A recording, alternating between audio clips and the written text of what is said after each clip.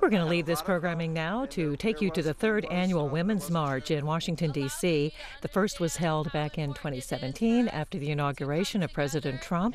According to the organizers' website, this march marks 2 years of resistance to the Trump presidency. We expect the speaking portion of this event to run a little over 2 hours. So that we can tell those stories. And for us to, I come from an indigenous community, and most indigenous communities are, like my sister said, matriarchal, and it's time to rematriate. It's time to take this white, male-centered, I'm so sorry. It's time to reclaim the tradition of female leadership and turn this old, white, male-dominated perspective of life and history and turn it upside down and rematriate. We need to do this for ourselves, and we need to do this for our children, for the next 7 generations. Thank you. And today is Valerie's birthday because 7 generations ago, a grandmother got up and remembered to pray and make this life for our children, our grandchildren, 7 generations ahead of us. All my relations, march on. All my relations, march on and rise.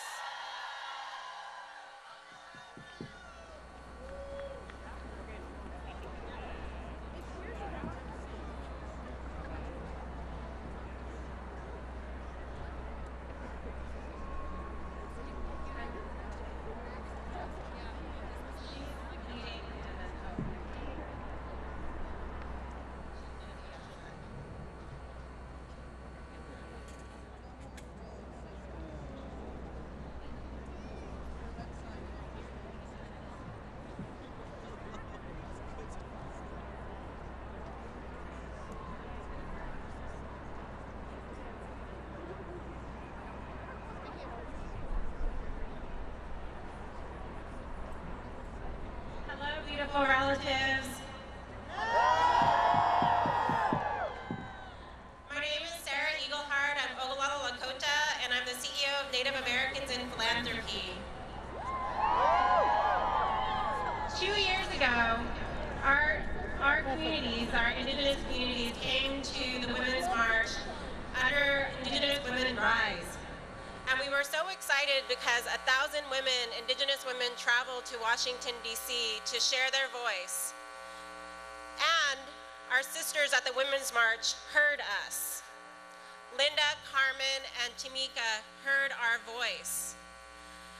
And they stepped up for us in so many ways in the past 2 years. They've showed up at our events. They've shared their platforms with our communities to raise up Indigenous issues. The community that I come from, our issues, our poverty, our pain is largely forgotten and left out of the media. It's left out of the research, and our voice is not heard, and you don't see our issues because you don't see us. And now it's time for healing.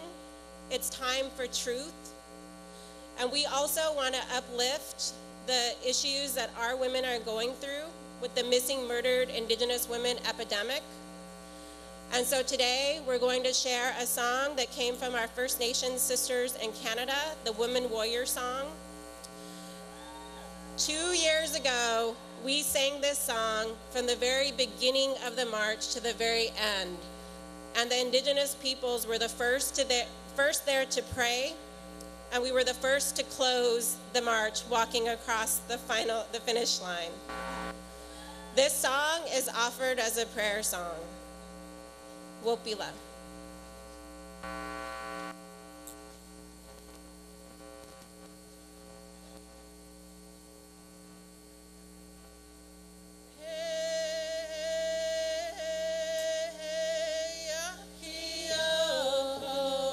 Yeah.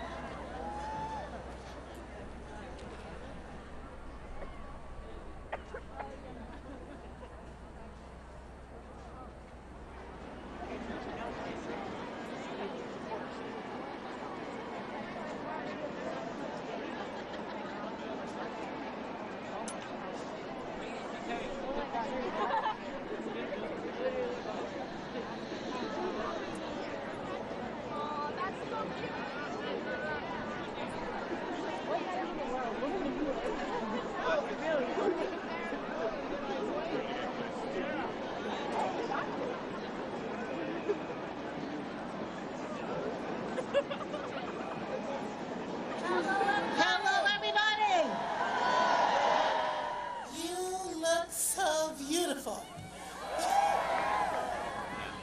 I'm the Reverend Dr. Jackie Lewis, and I'm the Senior Minister of Middle Collegiate Church in Manhattan. And I'm so glad to be able to follow my Indigenous family and share some words of blessing. You know, standing here and looking at you and thinking about this movement makes me want to tell you what it means for me to be a Christian pastor. There's all kinds of Christians, but I'm the kind that believes that there's more than one path to God, the kind that believes that every single body, no matter who you love and how you look, is created by God exactly as you are, fabulously exactly the way you are. And I'm really clear that I understand that I follow a Jewish, poor, itinerant rabbi who was born in Nazareth, which is in Galilee, which is in Palestine. So he's like Mr. Intersection all in his body, Jesus is. Poor, Jewish, Palestinian, Afro-Semitic, homeless, and at once a refugee. That's a refugee that we follow. I was talking to my friend Ruby Sales this morning, and we were talking about the messiness of movements. She told me a hilarious story about when she was a 17-year-old working for the Student Nonviolent Coordinating Committee in Bloody Lowndes County, Alabama, and how she and all the SNCC students were sometimes very frustrated with Martin Luther King Jr. Yes, they were frustrated with Saint Martin Luther King Jr. They said he'd get all dressed up in his suits and handle the press and do the preaching while they were getting chased by dogs and shot by police. So one day, Stokely Carmichael thought they'd protest him. No matter how good he preached, Stokely said, we're going to just fold our arms. We're going to just look at him. We're not going to clap. We're not going to shout. We're not going to stand up. But guess what? Dr. King preached his butt off, and all those resistors stood up and cheered him on anyway. Ruby says movements are messy. I'm here to tell you movements are messy. We don't all believe the same things about God, and some of us don't believe in God at all. We don't have the same tactics. We don't have the same strategies. We don't think we should have the same, way to do stuff. But we agree in this. Our common enemy is white supremacy.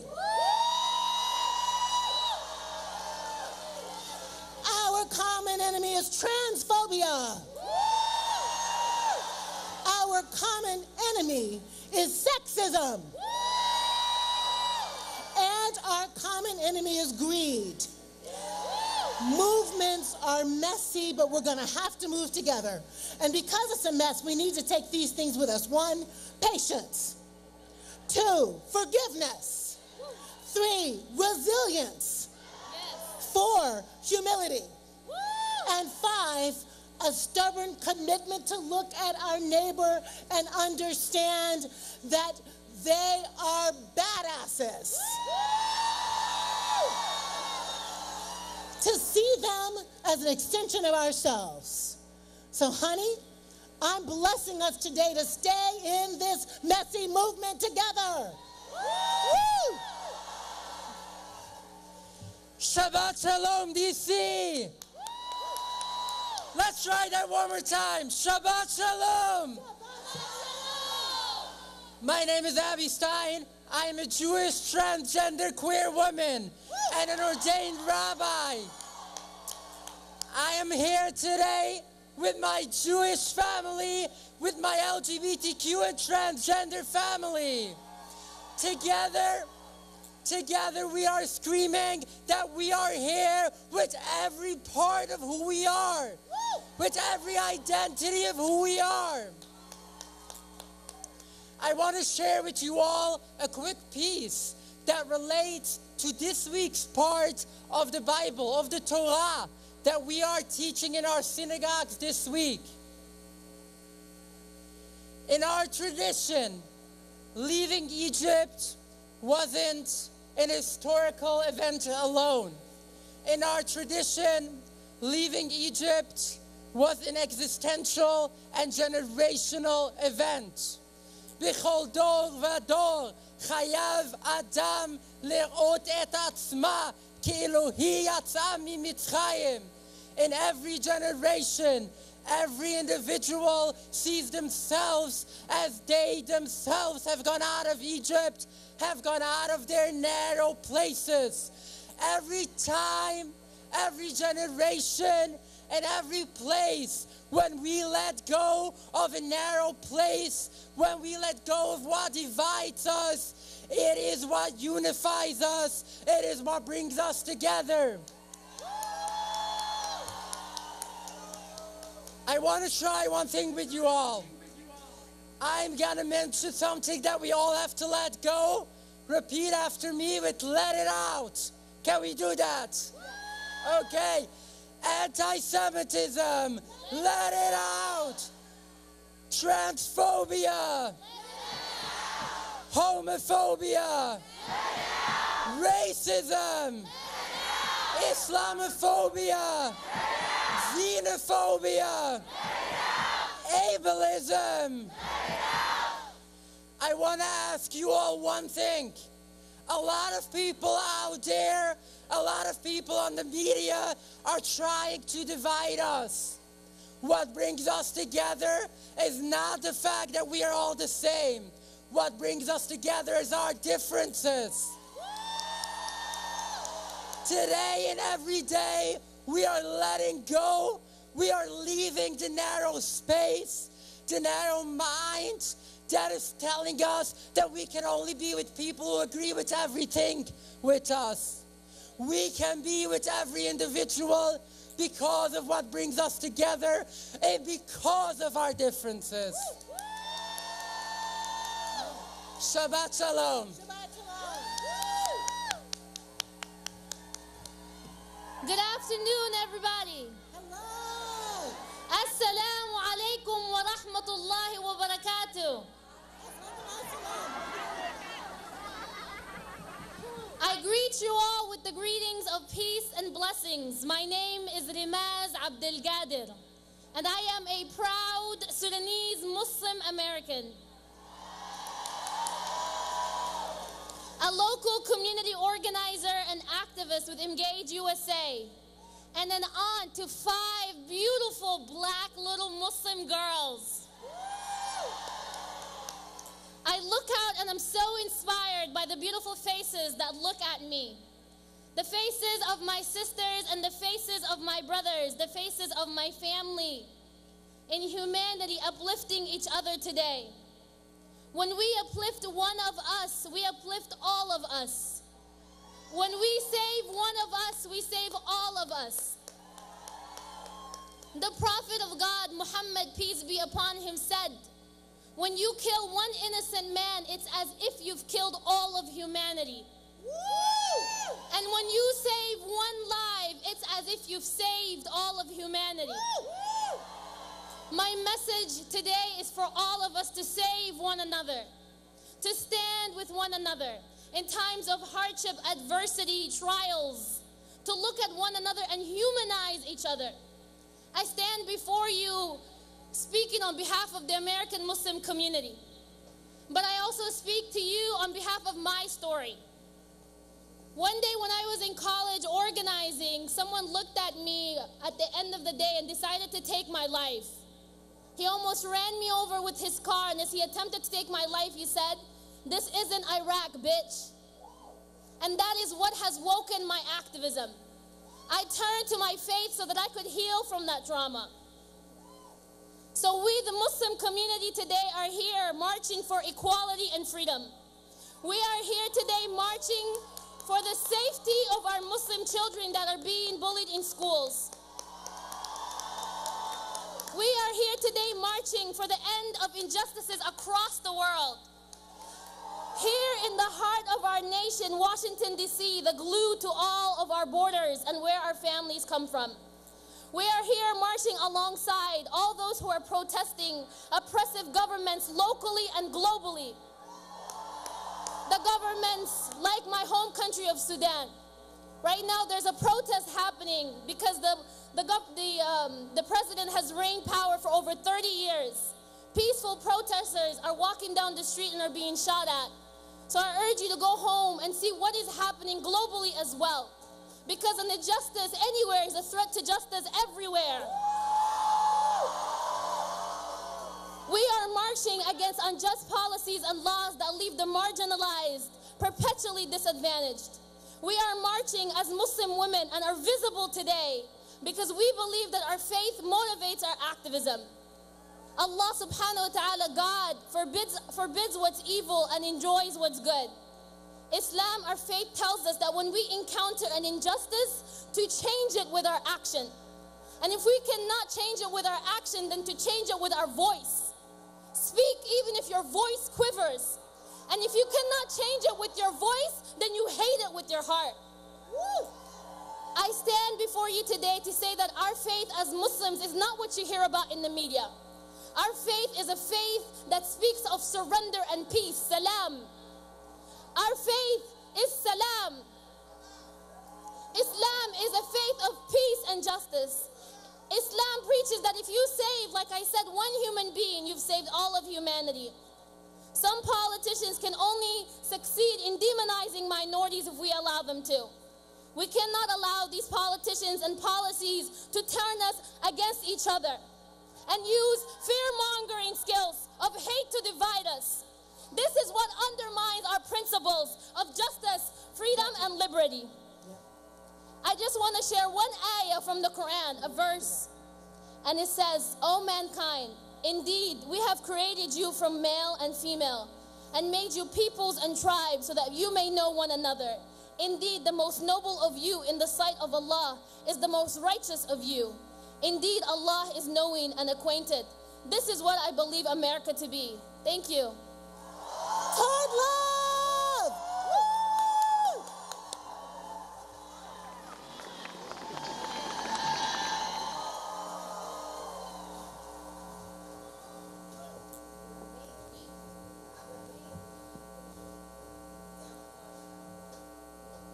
Peace, my brothers and sisters. My name is Leah Daughtry, and I'm the Executive Minister of the House of the Lord Churches. And it is our pleasure to be here to stand in solidarity with you on this pivotal moment. Our country's founding documents declare, "We hold these truths to be self-evident, that all men are created equal. All men are created equal.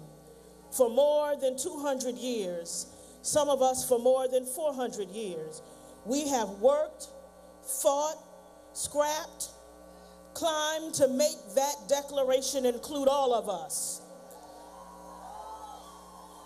And now we have fought through Reconstruction, through the Civil Rights Movement, through the suffrage movement, through the farm workers movement, through Stonewall, to this moment where we stand and declare that we are equal and that we are here to secure all of our inalienable rights. Now, some people ask the question, well, aren't you happy yet? Aren't you satisfied yet? Don't you know that women are the biggest voting bloc in the nation? Aren't you satisfied? Aren't you satisfied that Nancy Pelosi is the Speaker of the House? Aren't you satisfied? Aren't you satisfied that there are a record number of women in Congress? Aren't you satisfied? Aren't you ready to stop? And we just say today, oh no, we're not ready to start. We're just getting started. And they say, well, it's time for you to stop. And we say, oh, we can't stop. We can't stop. We won't stop until every child is reunited with their parents at the border. We can't stop. We can't stop. We won't stop until every child has free, full access to education. We can't stop. We won't stop until everyone has full, free, fair access to health care. We can't stop. We can't stop. We won't stop until every black mother's child, every Latina mother's child, every Asian mother's child is able to walk the streets fair, free, and safely, and not fear, without fear of their lives being taken by the people who are paid to protect us. We can't stop. We won't stop until every black woman, every white woman, every trans woman, every Latino woman, every Asian woman, every Native woman, our lives are valued all the same, and we have the same protections and the same freedoms and the same rights as our white brothers and sisters. We can't stop. We won't stop. This wave is just starting. Come on, sisters, let's ride the wave.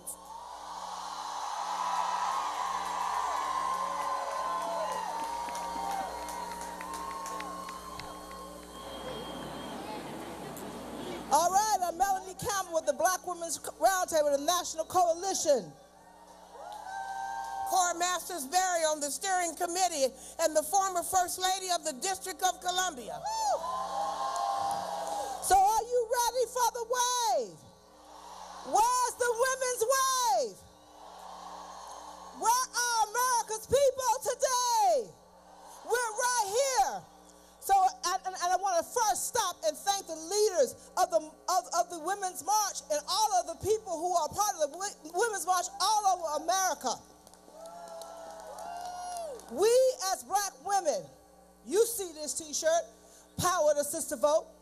We know what happened in 2016. We tried to tell folk. In 2018, we took it another step and we said we're going to push back down the street and we're going to take over the Congress. And in 2020, we're going to take over what? The White House. I always say that women have to stick together. Either we stand together or we fall apart. So I'll tell you, like the great freedom fighter Harriet Tubman said, when you hear the dogs coming, keep moving. When you hear the torches in the wall, keep moving. When they're calling your name and trying to hang you up, keep moving, keep moving, keep fighting, keep moving.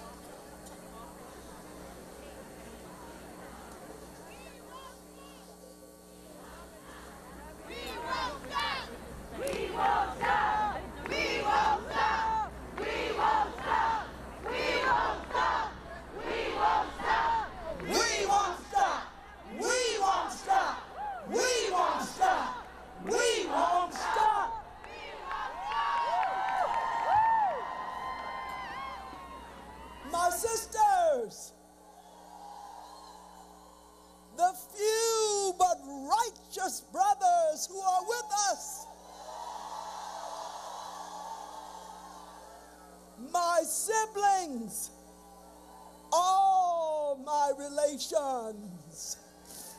I'm Johnetta Betch Cole. I have the amazing honor of standing here to represent over 4 million black women,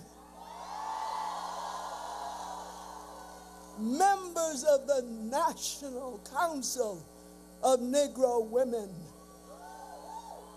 We women of NCNW know the truth in these words of our shero, the iconic Dr. Dorothy Irene Height, who led our organization for over 50 years. Dr. Height said this: if the time is not ripe, we have to ripen the time. This great nation of ours is still apparently not feeling ripe enough to deliver its promise of full and equal rights for women. So, that is why we women are here today to rise up, to march, to let folks know that we insist that America deliver on her promise. NCNW is focused on eliminating what is minimally the double jeopardy that black women suffer from: racism and sexism. But we also call for the end of all of the isms that keep us, our families, and our communities from thriving.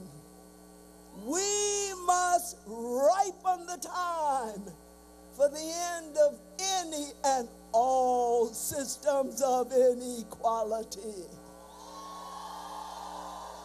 Here again, the words of Dr. Dorothy Irene Height. She said there are no persons who are not entitled to their civil rights. She went on to say this as she assessed where we are in terms of guaranteeing those civil rights to all Americans, including us women folks. She said this: we have to recognize that we have a mighty long way to go, but we have to go there together. And so, my sisters, my brothers, my siblings, my relations all, today only a matter of another day or so before we and the world remembers the life and work of Dr. Martin Luther King Jr. Hear him explain to us why we can only go there together. He said we are caught up in an inescapable network of mutuality, tied in a single garment of destiny.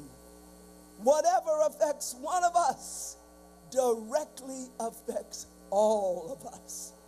And so it is that we black women in NCNW are committed to the kind of civic engagement that will substantially improve the lives of all of us.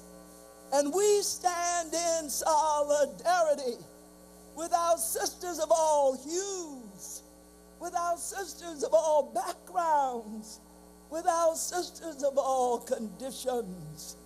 We of NCNW stand with indigenous women.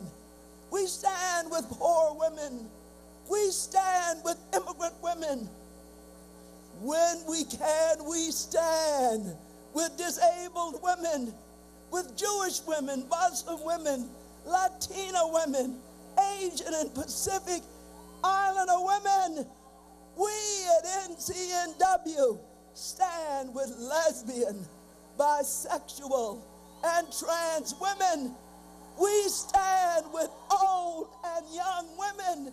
We stand with white women. The 4 million black women of NCNW are committed to the struggle for civil rights, for women's rights, for human rights. And we will stay in this struggle until no girl, until no woman stands alone, stands afraid, or stands without equal rights.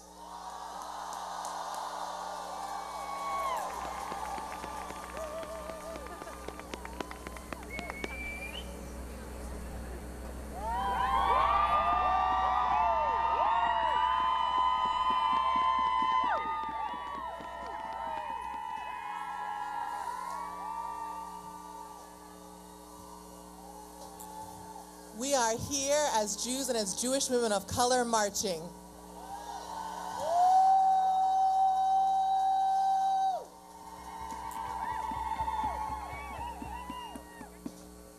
Giving thanks to the Most High God who is good and whose mercies endure forever. Shabbat Shalom. The prophet said, we are now faced with the fact that tomorrow is today. We are confronted with the fierce urgency of now. In this unfolding conundrum of life and history, there is such a thing as being too late. This is no time for apathy or complacency. This is the time for vigorous and positive action, the prophet said, Dr. King. As a new member of the Women's March Steering Committee, I am feeling both humbled and super proud to be standing here with you, with my sister April, with all of our sisters and Jewish women of color who have stepped up and stepped out in this moment to lift up a new Jewish reality. We are here for ourselves. We are here for our families. We are here for our communities. We are here for this country. And we are here for the world. At this time, on most Saturday afternoons, I would be at a table with my husband and my children enjoying our Sabbath meal. We would be taking comfort in our traditional observance of the Sabbath. Yet today, I am standing here with you in a wave at the edge of the sea, because there comes a time when there is a need for something in our tradition called pikuach nefesh. Saving our and others' lives becomes tantamount to our comfort. We are here at the Women's March, standing with you against the longest government shutdown in history. We are standing here with you and all those whose labor and lives have been devalued by a government whose policies devalue humanity. We are affirming on this day that human rights are women's rights, and that women's rights are human rights. We are standing on this platform, honoring the fact that the Women's March policy platform is fighting for changes in our government that will mitigate suffering for all of us. We are here to positively shape our future.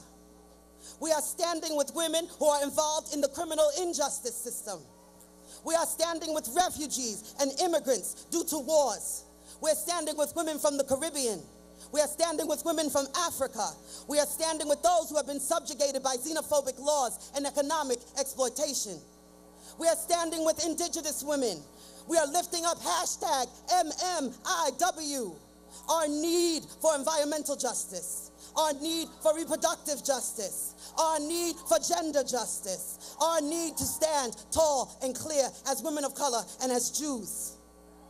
I am here as the circle leader of a brilliant wave of Jewish women of color and Jewish women who have come to Washington to issue an invitation to all women to stand in solidarity with us, to help us to be fully seen, to help us to join movement work, to acknowledge that the pain of anti-Semitism is real and it cannot be condoned, equivocated, or excused, but must be dealt with face to face, heart to heart, eyeball to eyeball as family. Jewish women of color are here to do this work together, and we're to do it in the context of liberation, because the fight for justice means being intersectional. It means that there is no other movement for us to be a part of. It means we're doing this work because we love our people, all of them. Shabbat begins with a phrase. We always begin Shabbat with a Hebrew phrase. It goes, Vayihi Erev, Vayihi Boker, Yom HaShishi. And it was evening, and it was morning, one day. And the reason why we say that is because when it's evening and when it's morning, you look up at the sky and it looks the same.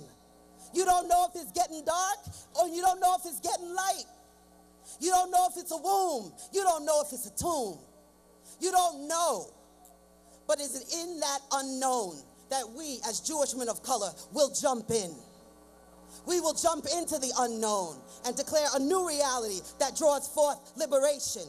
Shabbat Shalom. Shabbat Shalom.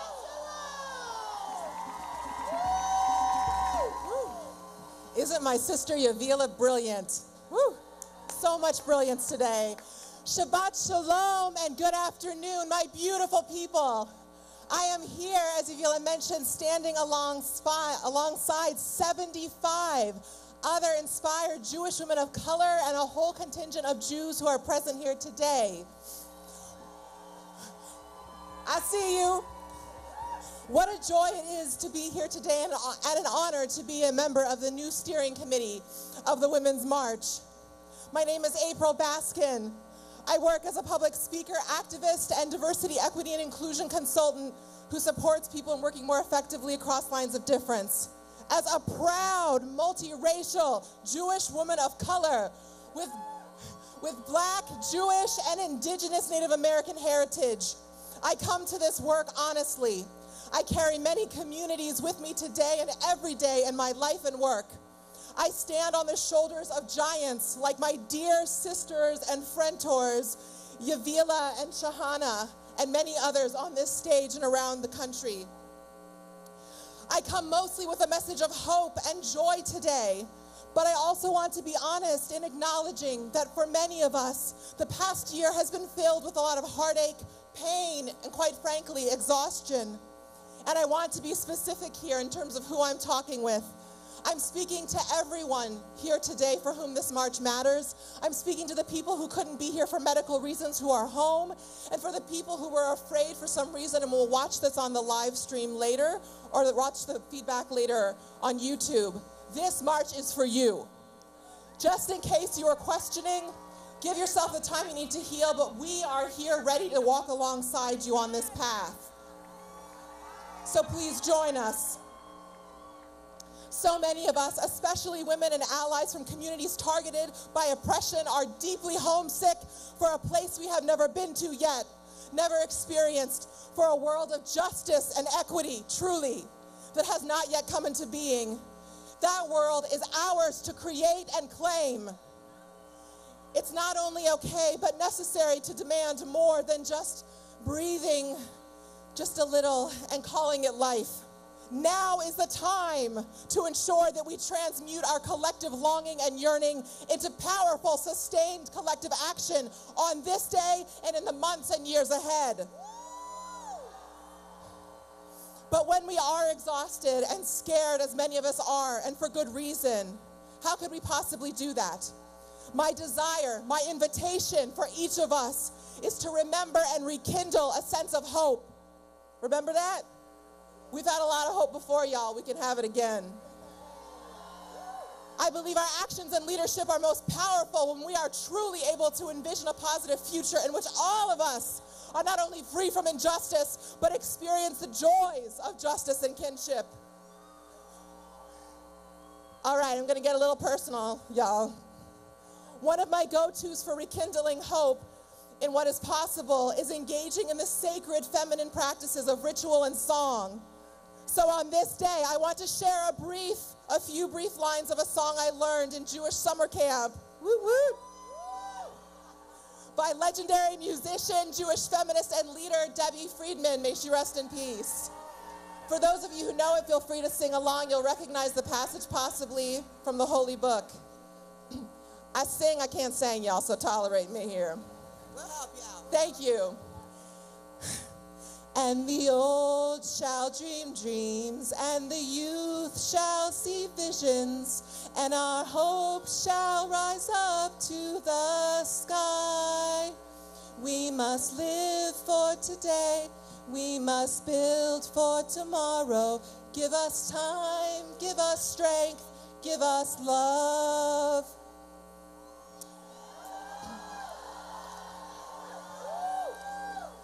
We get to call on our ancestors, our songs, and our feminine traditions to carry us through this moment. I share these beautiful, uplifting lyrics with everyone here and everyone watching this. It's critically important that we bring our full selves joyously to this work. Yvila and I and all of our brilliant Jewish sisters of color and all of our Jewish sisters and allies here today, we are prepared to walk alongside you. All of us, everyone here, every single person here, all the white people here, all the black people here, all the people of color, pan-ethnically, Jews, all of us, we ain't got nothing to lose but our chains. Let's get free, y'all. Shabbat Shalom.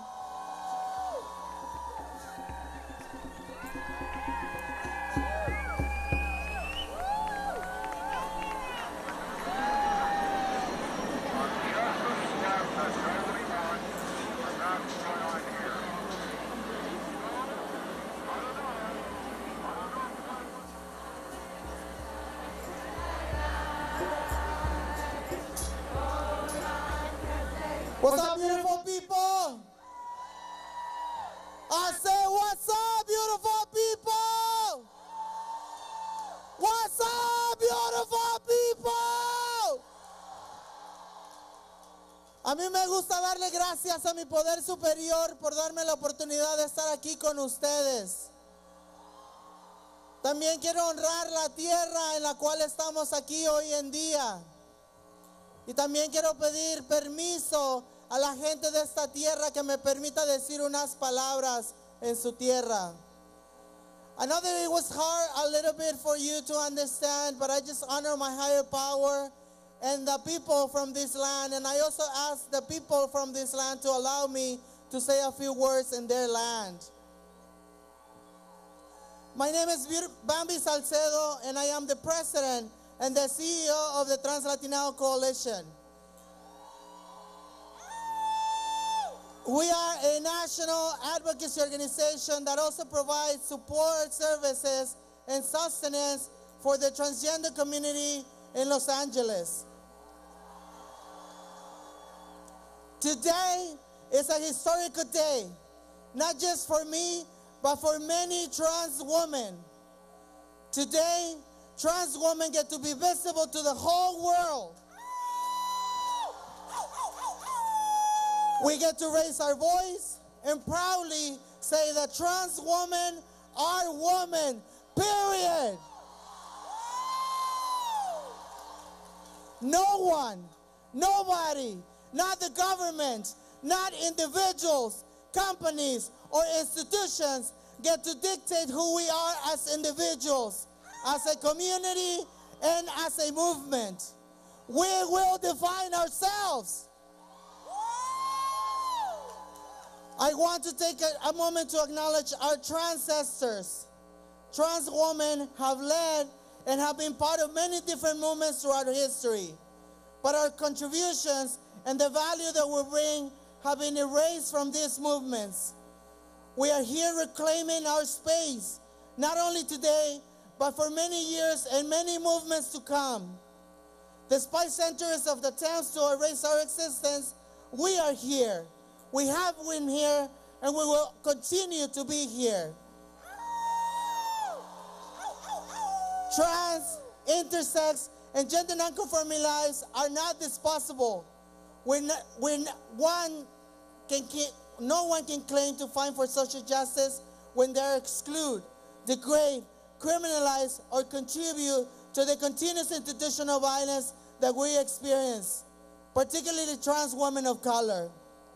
It is not enough to come to a march and say that you stand in solidarity with us when you turn around and make jokes to your friends, when you center every discussion around cisgender experiences.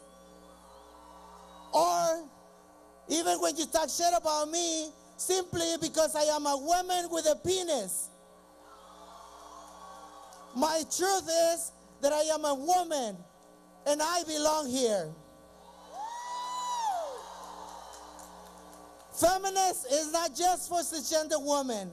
It's not just for white women. It's not just for the middle class or the able-bodied.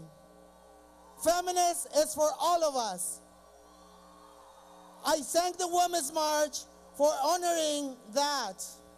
And I ask all of you to stand with us as we stand with you, to fight for us as we fight for you, to recognize us as we recognize you. A wise woman once said, our feminists will not be intersectional or, hold on, our feminists will be intersectional or it will be bullshit. We do not arrive at intersectionality by adding one oppression on top of another and subtracting our privileges. Intersectionally recognizes that our identities and personal history form unique experiences that cannot be quantified or generalized. Our life experiences will never be exactly the same, but we're all fighting a common enemy.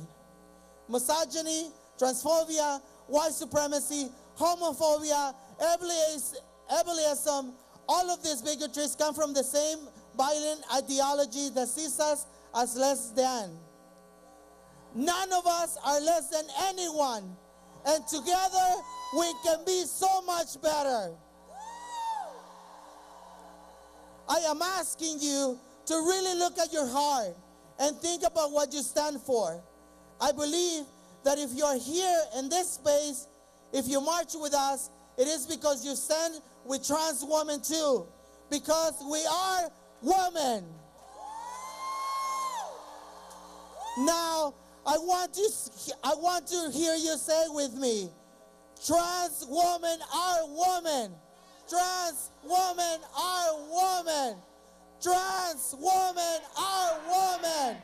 Trans women are women. My name is Alexa Rodriguez, and I'm a proud Salvadoran trans woman, and I'm a woman.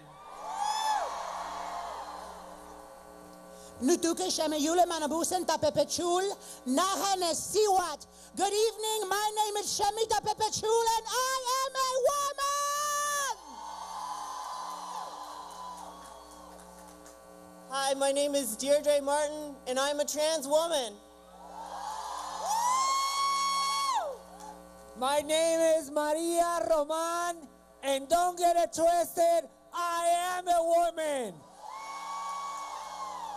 And not only am I a woman, I am a badass fucking bitch.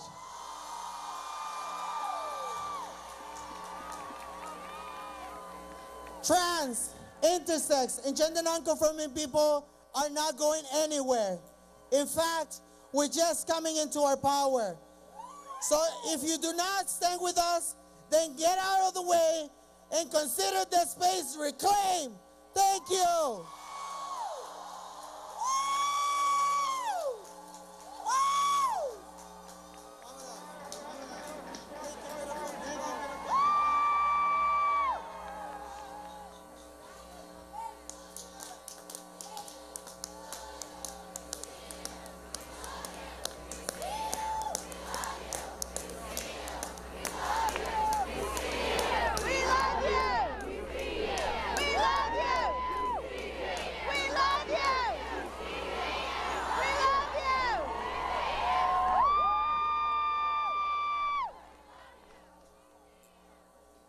Are my sisters in the house? Are my sisters in the house? I stand before you to bring you word from some of the fiercest ancestors from the Black tradition. I bring you word from Sister Ella Baker, who said, "We who believe in freedom must never rest." I bring you word to remind us that it is good when the sisters and a few good men get together. That it is important for us, not just in the Women's March of 2019, that this year we bring an agenda with us. It's one thing to protest, and we need protest to remind the people with special titles that the everyday people of this country will not have our voices suppressed or depressed. We stand up.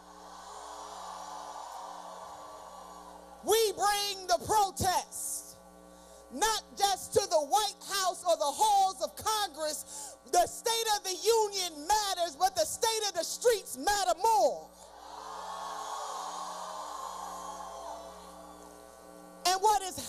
mean, in the state of the streets, right now at this moment, we have almost 1 million of our sisters and brothers who are not receiving their paycheck because somebody decided to have a temper tantrum.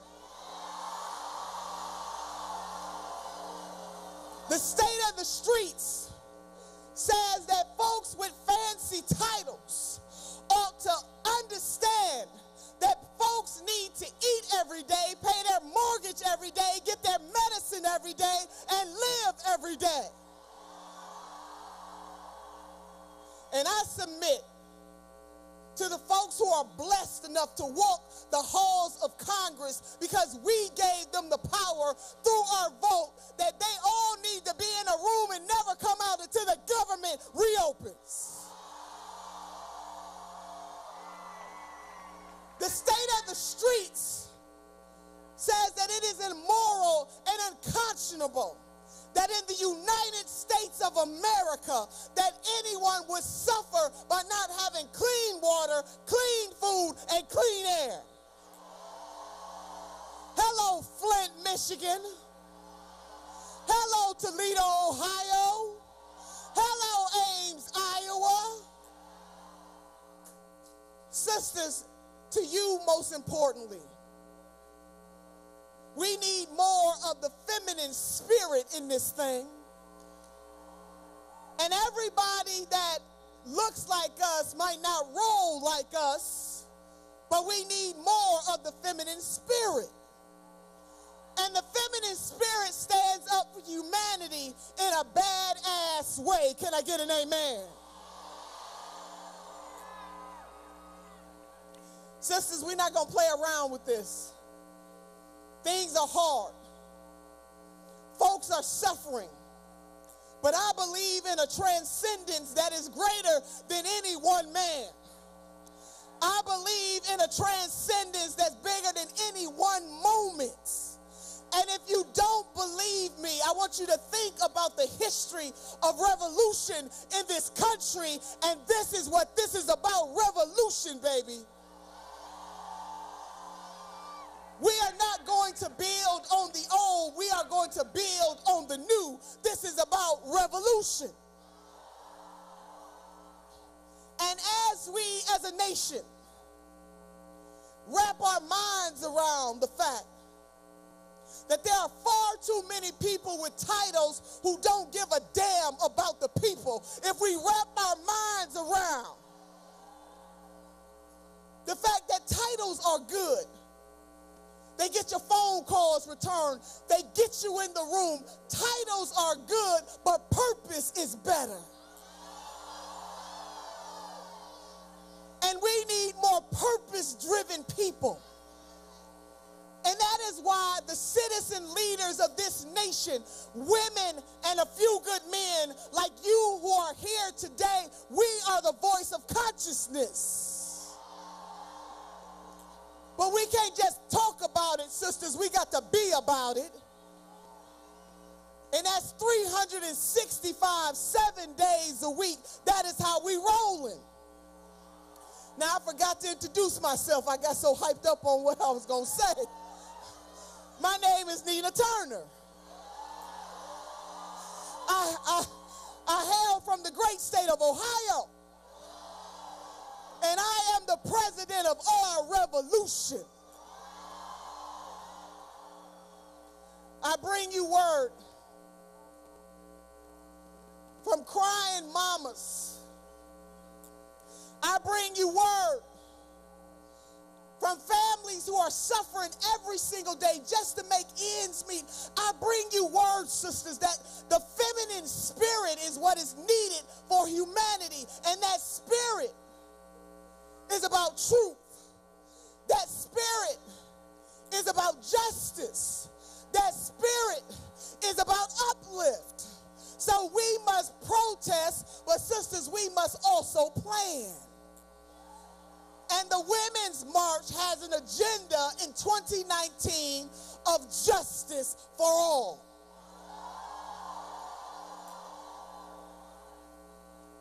I bring you word As somebody who understands what it means to suffer, I bring you word that I wasn't born with a fancy title. I bring you word that those of us who can relate to the everyday struggle of the everyday people of this nation must unite regardless of our ethnicity, our gender, our sexual orientation, our religion or no religion. We stand together. Whether you are black or brown or white or yellow or red or the swirl in between, baby, we are together. I bring you word that this is a race about perseverance. That this is not, to quote the Christian Bible, the race is not given to the swift or to the strong, but to she or he who endures to the end. This is an endurance race. Because the fight for justice is about endurance. And it is our time at this moment to do what we can, where we are, with what we have right now. So I bring you my final word from one of my sheroes from history. Well, a couple of them, because I want you to think as I wrap this thing up about the power of one. See, Rosa Parks understood the power of one. When she channeled an entire movement in Montgomery to boycott a bus system that discriminated against chocolate folks, I bring you word, the power of one. When Fannie Lou Hamer stood up to not only Democrats of her time, but a system that was rotten to the core that would not allow black folks to register to vote in the South, the power of one. And I bring you word from one of our modern day warrior women by the name of Bree Newsom, who did what no politician could do. When she climbed that pole to tear down that symbol of bigotry and hate, the power of one. The power of one.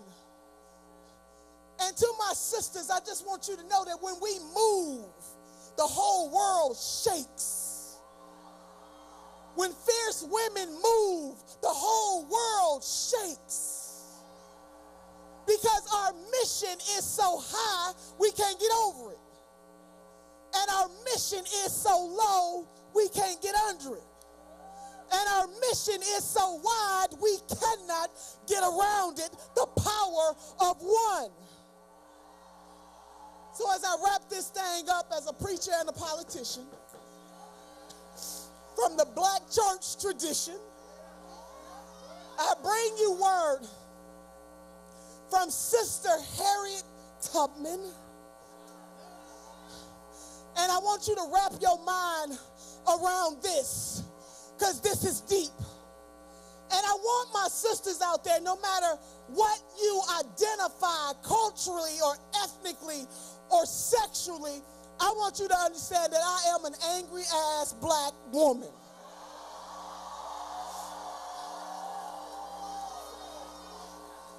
And we taking applications, baby. You can be an angry black woman too. Because if you are not mad as hell about a system that suffocates the life out of everyday people, if you are not mad as hell that it is rigged socially, politically, economically, if you are not mad as hell that some folks in this country go to sleep at night with no food, no gas, no light, no clean water, if you are not mad as hell that our teachers in LA have to strike,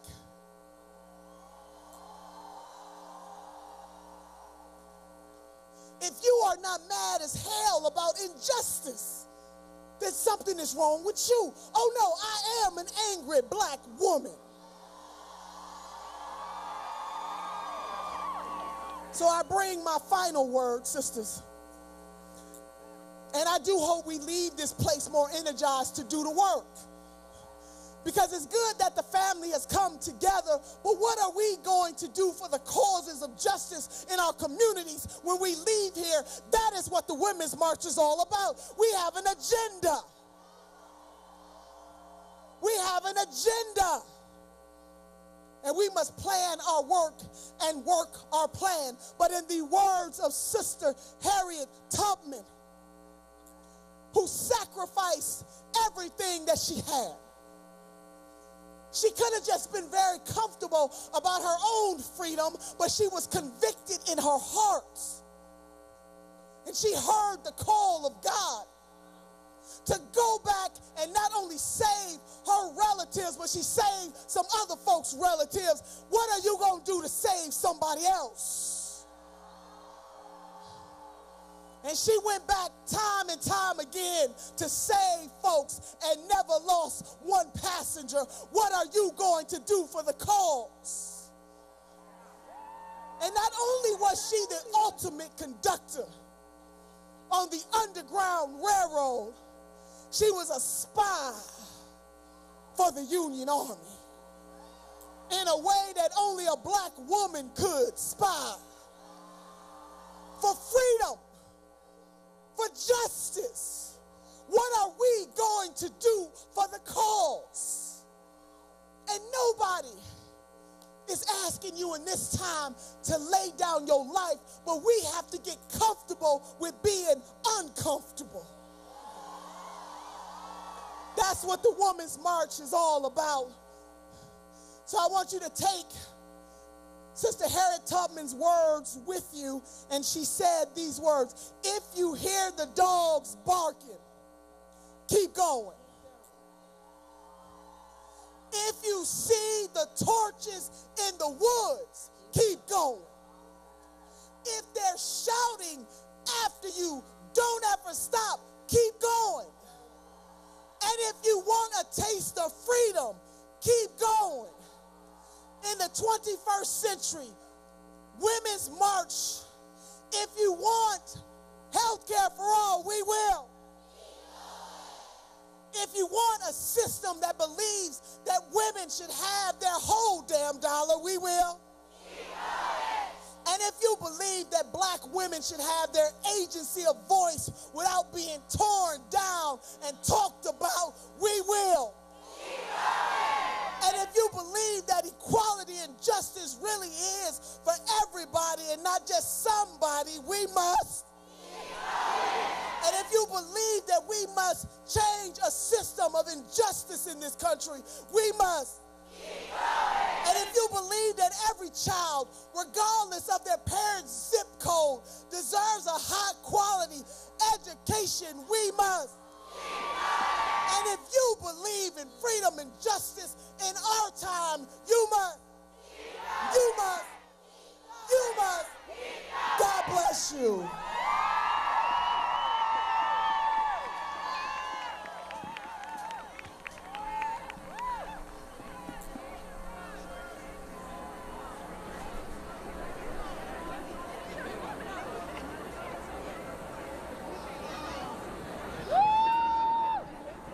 Good afternoon, Women's Wave. Give it up for yourselves. My name is Tamisha, and I'm so proud and honored to stand here as a woman of color to sing the Black National Anthem. If you know it, feel free to sing along with me. Lift every voice and sing till earth and heaven rings, ring with the harmonies of liberty. Let our rejoicing rise high as the listening skies. Let it resound loud as the rolling sea. Sing of the faith that the dark past has taught us. Sing a song full of the hope that the present has brought us, facing the rising sun of our new day begun. Let us march on till victory is won. God of our weary years, God of our silent tears, thou who hast brought us thus far on the way, thou who hast by thy might led us into the light. Keep us forever in the path, we pray, lest our feet stray from the places, our God, where we met thee. Lest our hearts, drunk with the wine of the world, we forget thee. Shadow beneath thy hand, may we forever stand, true to our God, true to our native land. Thank you. God bless you all.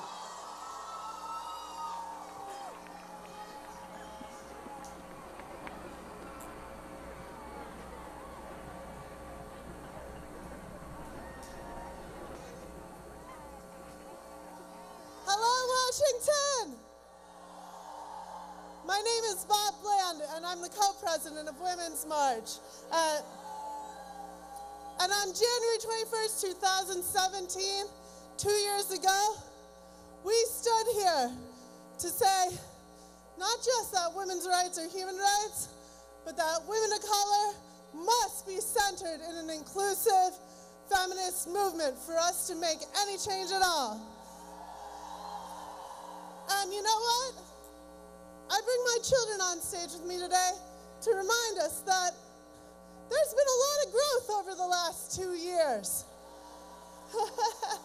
This one was just 2 months old. And look what we've done. In 2 years, we have fought, we have resisted, we have entered into national conversations that have never happened before. We have broken down silos between groups of people who do not share the same values, don't organize in the same communities, and we have started courageous conversations that I'm sure will last for some time. But the work is not over. And I'm here to tell you that especially after this year's struggles, I have never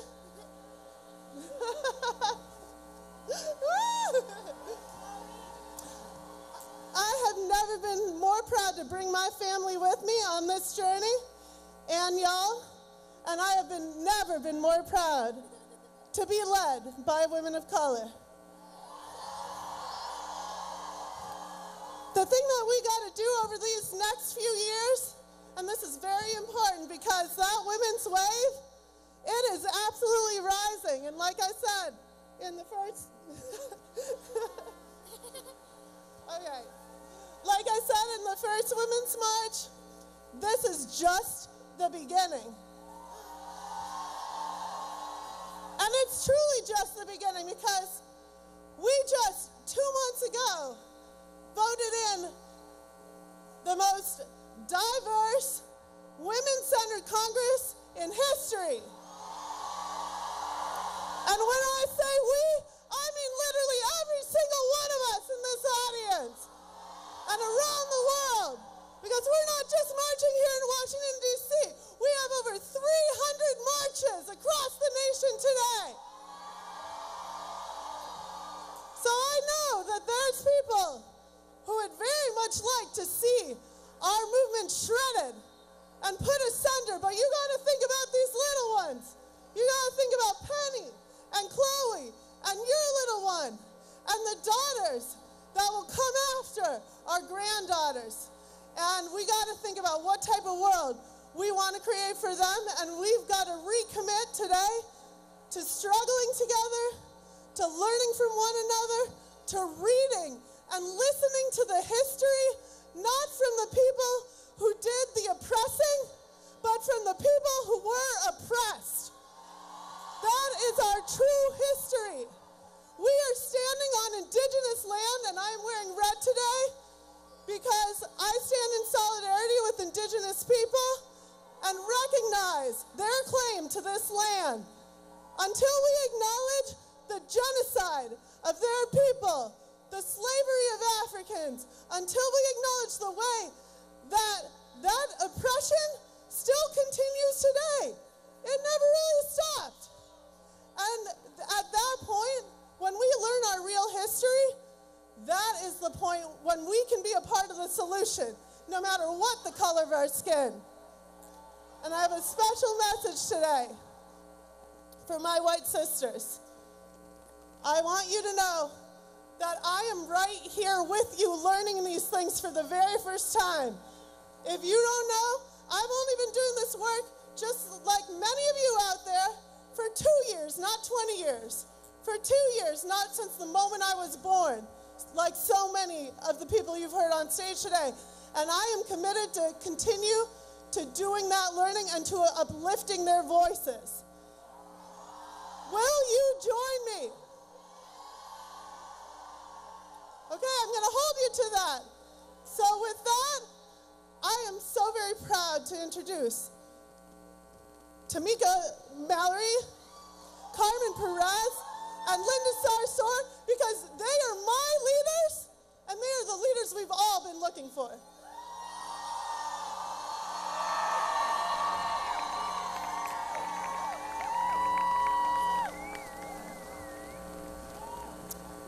Buenos dias, familia. Good afternoon, family. My name is Carmen Perez Jordan, and I'm extremely proud as one of the original co-chairs of the Women's March to welcome the Women's Wave. 2 years ago, as I stood on this stage and made promises to women and femmes and allies around the world to help build an intersectional movement that was bound in the liberation of all people. I shared on that day how Dr. King spoke of the power of being maladjusted to an unjust society. I vowed that we would not adjust to hatred and bigotry. We would resist Islamophobia, xenophobia, white supremacy, sexism, racism, misogyny, and ableism. We would be brave and intentional and apologetic in addressing the intersections of our identities. And collectively, we would stand amongst the most marginalized because they are us. Those weren't just words to me. I have worked in the prisons for 20 years, and I believe in the inherent power and beauty of restorative justice. The idea that human beings are imperfect, we fail, we make mistakes, but we do not throw away people. Over the last year, my sisters in Women's March and I have faced accusations that have hurt my soul. Charges of anti-Semitism and neglecting our LGBTQIA family.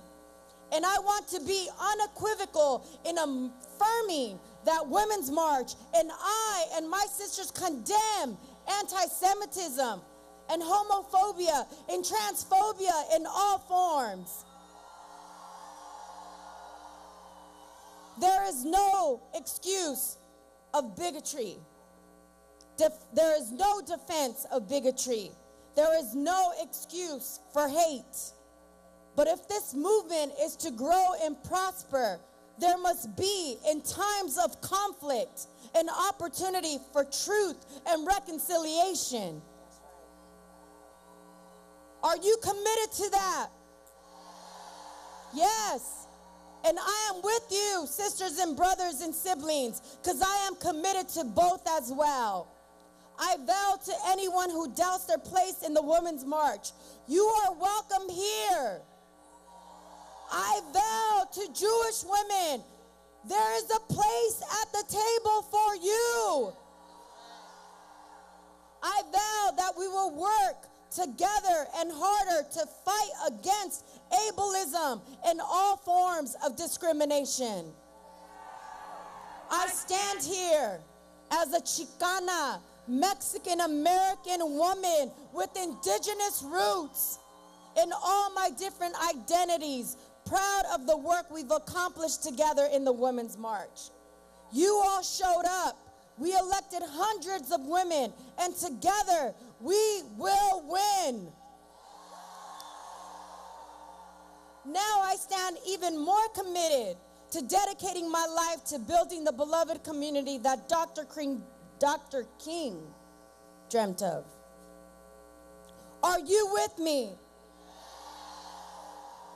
The next step in this evolution of our revolution is the Women's Agenda.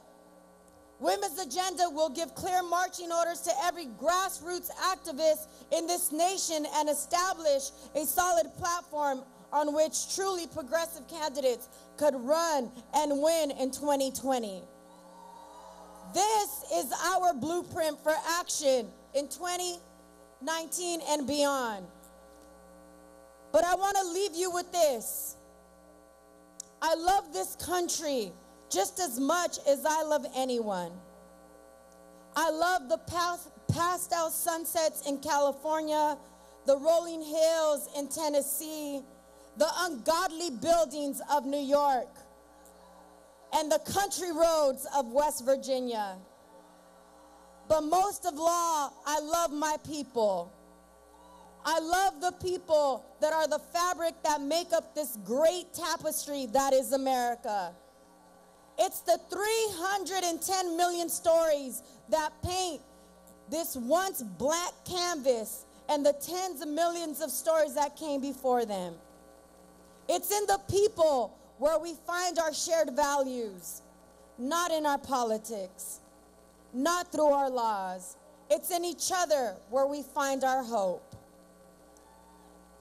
So I want you all to remember that the person who doesn't look like you or vote like you is still part of arguably the greatest experiment in history.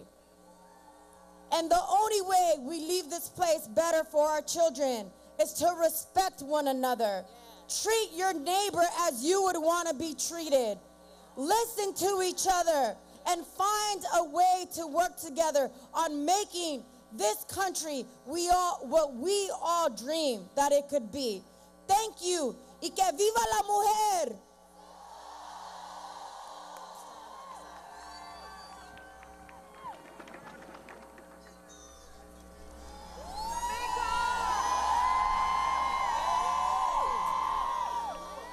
There are many who want to define women and rewrite our stories.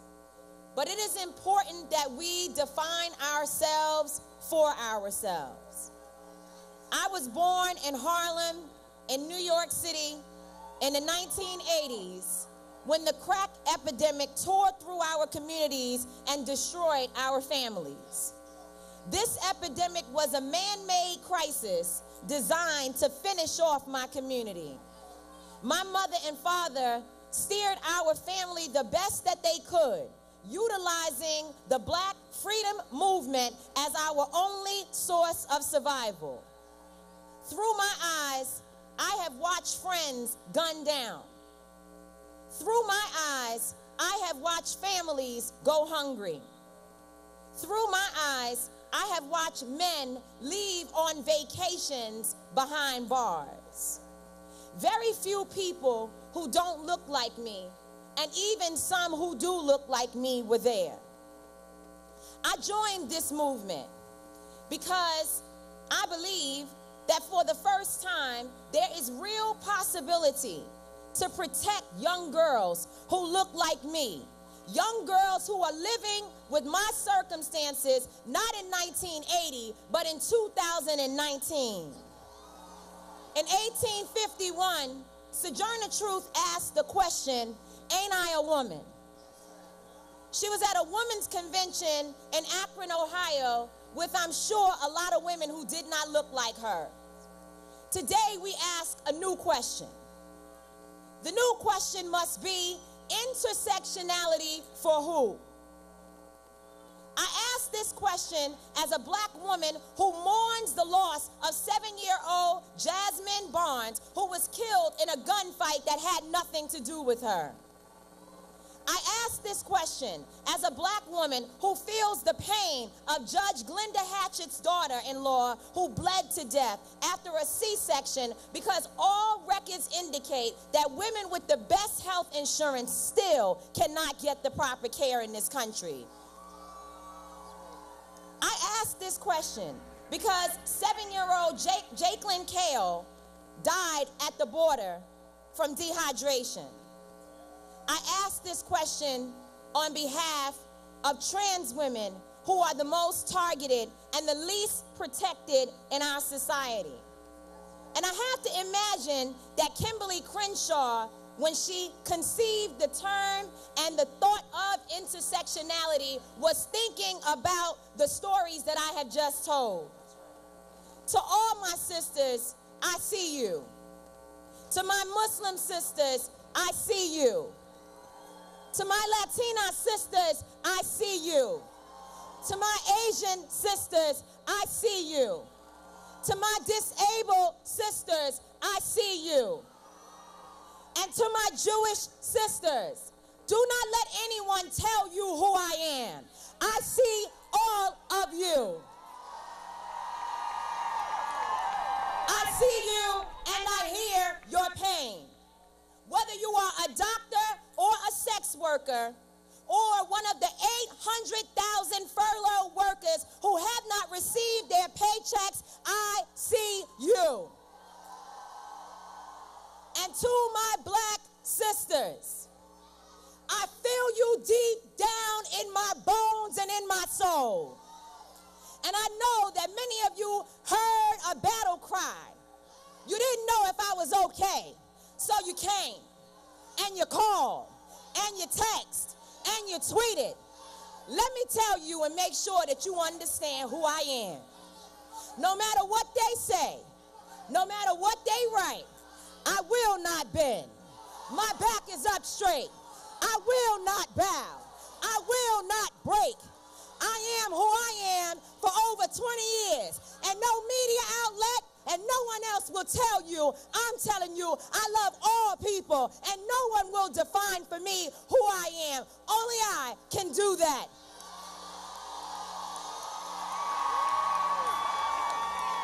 And let me say this last thing. They asked me, what are you going to do? How are you going to handle this situation? I came to the Women's March and I brought people with me who were not coming before I made the call. And I'll tell you this, I came to do a job with my sisters, and we will complete the job, and no one will be discarded from this movement. We will stand together. We will love one another. We will protect one another. We have nothing to lose but our chains. God bless you. Go in peace.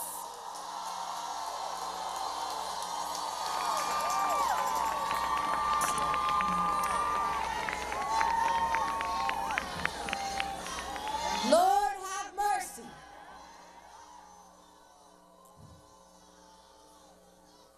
Give it up one more time for Tamika D. Mallory. Assalamu alaikum, my sisters and brothers. Linda Sarsour here, national organizer with the Women's March and the co-founder of Empower Change. Nothing has really changed in 2 years. I still stand before you unapologetically Muslim American, unapologetically Palestinian American, and unapologetically from Brooklyn, New York. We are in a very serious situation. And when we are in serious situations, I remember the words of great people. If you are not careful, the newspapers will have you hating the people who are being oppressed and loving the people who are doing the oppressing. The words of our dear brother Malcolm X al-Hajj Malik Shabazz. Sisters and brothers, there are no perfect leaders. We are all flawed human beings. We should not be throwing stones from glass houses. Malcolm X also said, I want to be remembered as someone who was sincere. Even if I made mistakes, they were made in sincerity. If I was wrong in sincerity. I can deal with a person who was wrong as long as they were sincere. Sisters and brothers, we come to this movement not because we choose to come here. It's because we have to be here. Our communities are under attack by this administration. The media can talk about whatever controversy they want, but the real controversy is in the White House. What's controversial is a president and administration that cages children, that throws tear gas at human beings at the border. A president who wants to take back rights for LGBTQ people. What's controversial is our complicit support for a Saudi-led war in Yemen. Controversy is collusion with Russia. So if you want to talk about controversy, let's start talking about the real controversy. In 2017, we marched in the largest single-day demonstration in American history. A demonstration that was led by women of color. We declared to you in 2017 that we were going to win back the House in 2018. Not only did we win back the House, we put over 110 women in Congress. But that wasn't enough for us. We didn't just put any women in there. We made history. The first 2 Native American women. The first 2 Latinas from Texas. The first black woman from Massachusetts. The youngest black woman in Congress. The youngest woman in Congress. 2 Muslim women in Congress. And my favorite of them all, the first Palestinian American women in Congress. So we marched, and then we won back the House. Now we have work to do.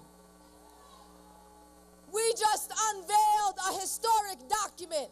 40 years from now, you will get to say that you were alive when we unveiled a truly bold, intersectional, feminist agenda. Our agenda is not just about pay equity, because it's not enough for us just to get paid the same as men in this country. Our agenda is not just about reproductive rights, because we are more than that. Anything from Medicare for all, to ending the war in Yemen, to standing up for free speech and our constitutional right to boycott, divestment, and sanctions in these United States of America. Our agenda was written by over 60 women, directly impacted women, experts from issue areas across the country, from legacy organizations like the ACLU and Planned Parenthood to indigenous activists who work on environmental justice and reproductive rights. That agenda has the pain of broken and hurt people. It is a policy platform made of solutions. And I will say this to all of you. We don't listen to critics without credentials. The credentials are in this movement on the front lines. And when you're listening to the critics, ask yourself this question. Show me another woman-led, large mobilization force like us. And if there is an alternative to us, we are about to go organize with them. But it doesn't exist because it is here in Freedom Plaza. I will leave you with this quote that moves me and grounds me in the work that I do, by an Aboriginal woman named Leela Watson. She said, if you have come here to help me, you are wasting your time. But if you have come here because you believe that your liberation is bound up with mine, then let us work together. I want you to take 5 seconds to look at these faces, because we're going to stay out here in these streets. We will be on the front lines. We will continue to defend our rights and the rights of the communities that we come from. And this president said that he has an announcement to make today at 3 o'clock.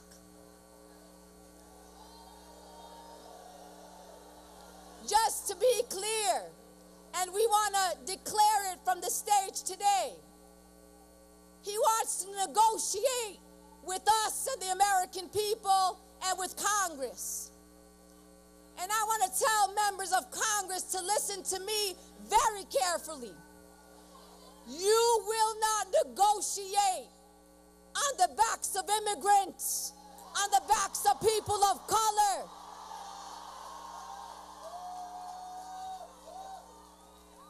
For no damn wall. We don't care what you got to offer, because our answer to a wall in this country is absolutely not. No questions asked, period, point blank.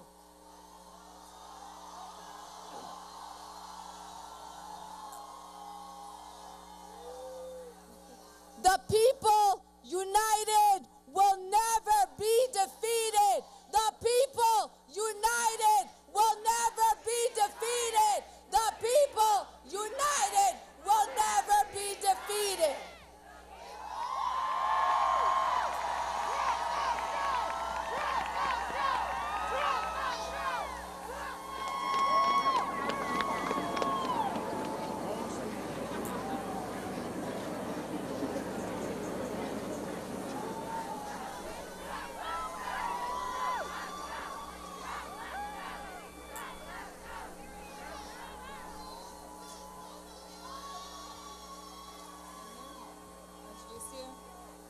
How are y'all?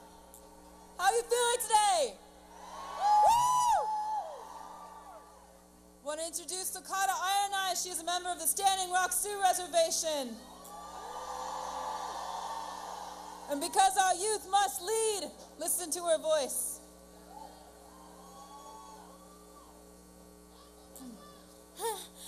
Hamidakiapi, Chante Washtena Pichuzapi. Tukatawi Arnai Zimachiapi Namalakocha Jewaniatui. Hello everybody. My name is Tokata Iron Eyes, and I greet you today with a good heart and a handshake. My Lakota name is Wania Dewey. Where are all my indigenous peoples at? Make some noise. Woo! Where are my young people at? Woo! As an indigenous girl, I grew up knowing that I was the backbone of my people. I am the leader by a right, a God-given right, that I was born a woman. I was also born indigenous, which meant I was inherently a leader. And as all of us are indigenous to some place, because if you look back far enough, every single one of us has ancestors, has people who knew how to live in harmony with the land, with the waters, with the animals, and that is what it means to be indigenous. It is time to take that back. That part of ourselves that has been taken from us, it is time to regain that. And it happens by coming to marches like this. It happens by sharing our stories. It happens by speaking up about injustices so that one day our daughters don't have to put up with this. I grew up with my grandmothers, my aunties, my mothers, telling me what a ceremony was, telling me that my moon was a ceremony. Me being a woman is a ceremony. The way I walk, the way I talk is sacred, and it's true for all of us in the crowd today. So thank you so much for listening to me.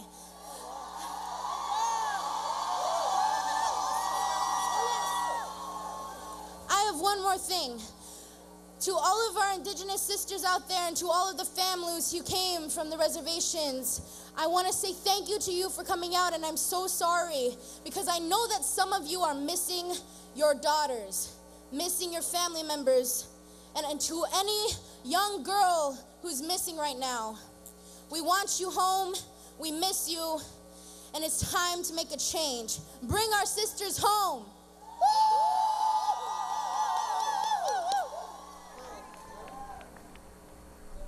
Bonjour, everyone. My name is Tara Hauska. I'm Couchiching First Nation Anishinaabe.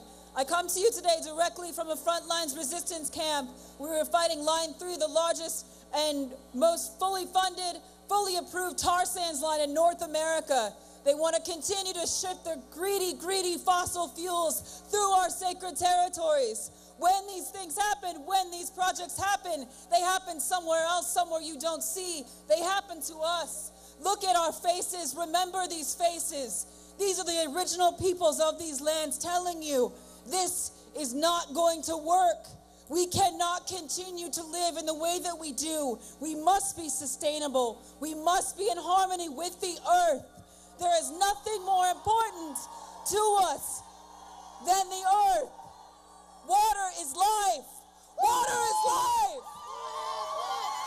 Water is life. Water is life! Water is life!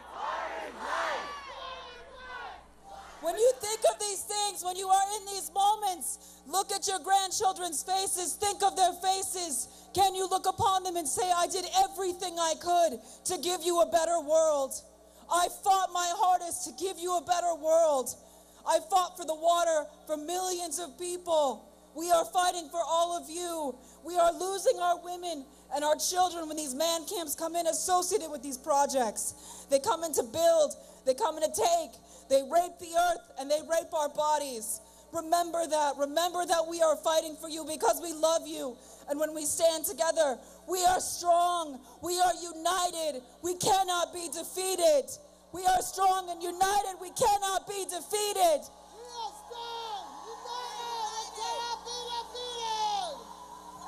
I want to end with a song from the people, from the white buffalo calf woman who gave the sacred pipe to the Lakota people. How miigwech for your time.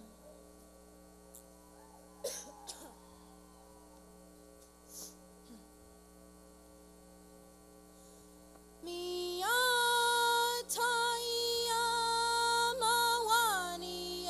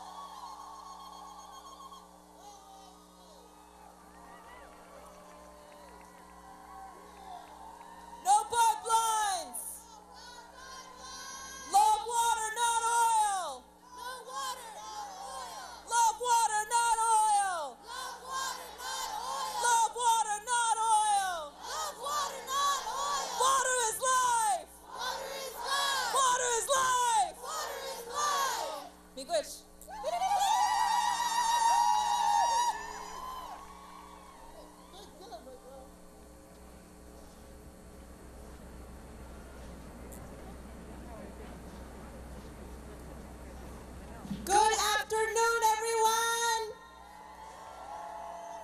You are so beautiful.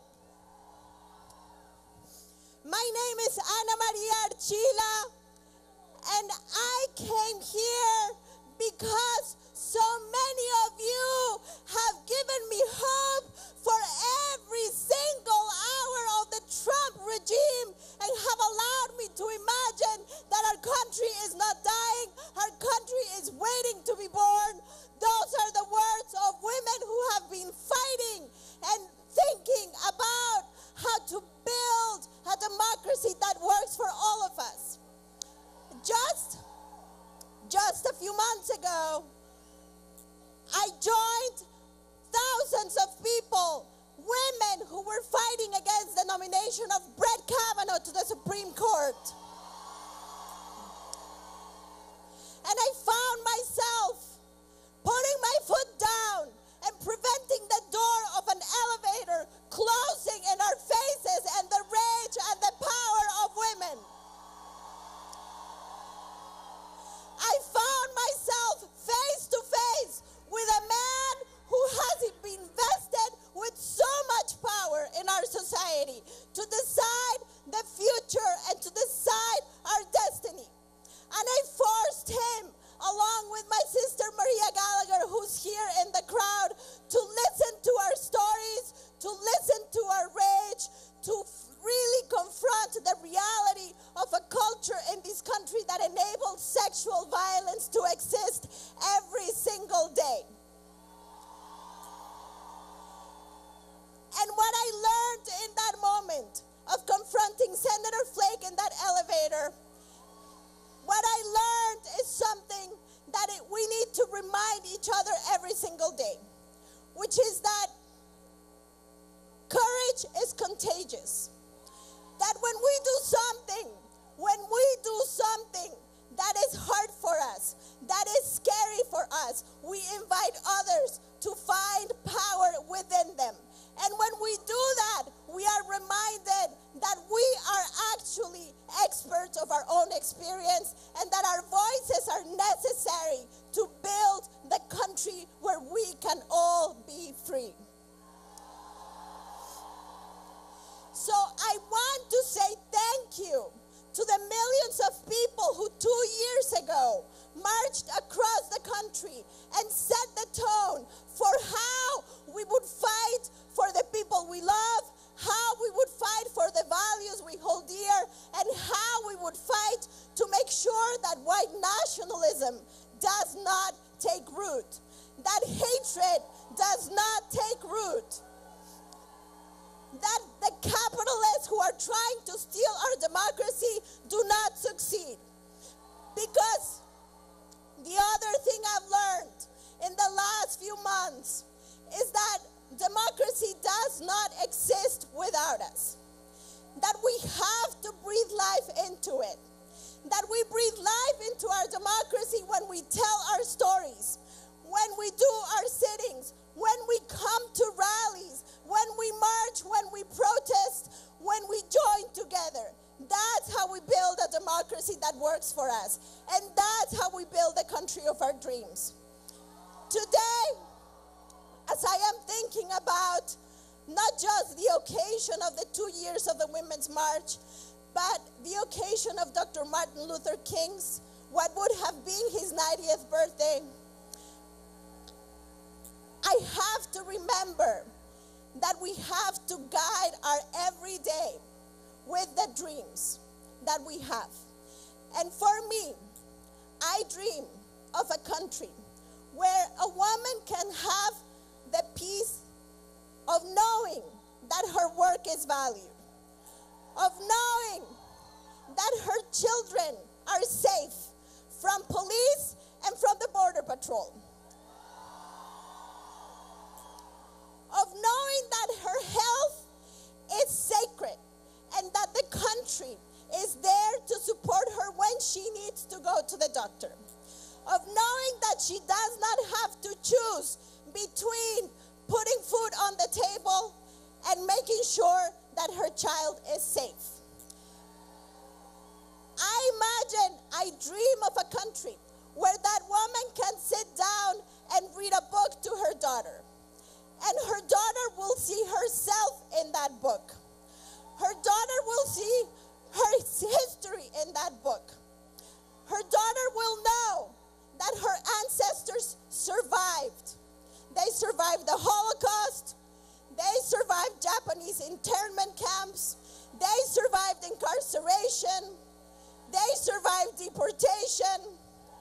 They survived slavery. And they survived Trump's white nationalism. And they survived. I know that future, and I know that country is possible because we are here today. I know that country is possible because there are millions of people that are ready to fight to build this country of our dreams. And you know why I also know it's possible? Because over the last 2 years, we have been tested. We have been forced to show up, and we have done that again and again. If you remember, at the beginning of the Trump administration, the Republicans tried 5 times to take away our health care. And 5 times, people in wheelchairs showed up and blocked the hallways. 5 times, people who are dying showed up and made them listen to their stories. 5 times, women showed up and reminded them that we own our bodies and not them. 5 times, we saved our health care. And so now, when I think about the country of my dreams, I think that this country is possible because when we fight, we win. When we fight, we win. When we tell our stories, when we join in protest, when we join in community, when we march, when we sit down and block the hallways of Congress, we win. And I am ready to win. I am ready to win so much.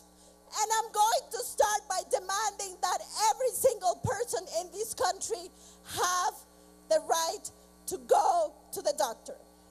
I want health care. I want Medicare for all. That is really for all. That does not leave anyone behind.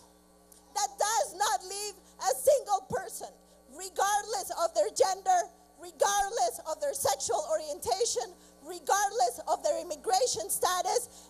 Every single one of us has the right to know that our body is sacred and our country will respect that sacredness. I dream of a country where that mother and that daughter know that their voices are respected, that their brilliance is respected, that they are leaders in this moment. That woman is a domestic worker. That woman is a federal worker. That woman is a doctor. That woman is a member of Congress. That woman is my president. That's the country of my dreams.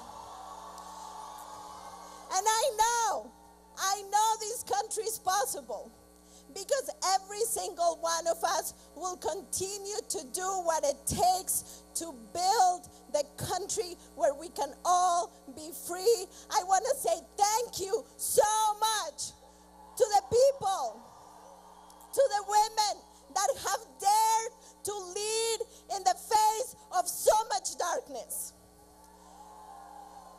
and to the men that have joined us every single time and held space for us, and to the people of all genders, to transgender people who continue to remind us that we have to break the paradigm and really imagine a world where we all respect the freedom that lives in our hearts.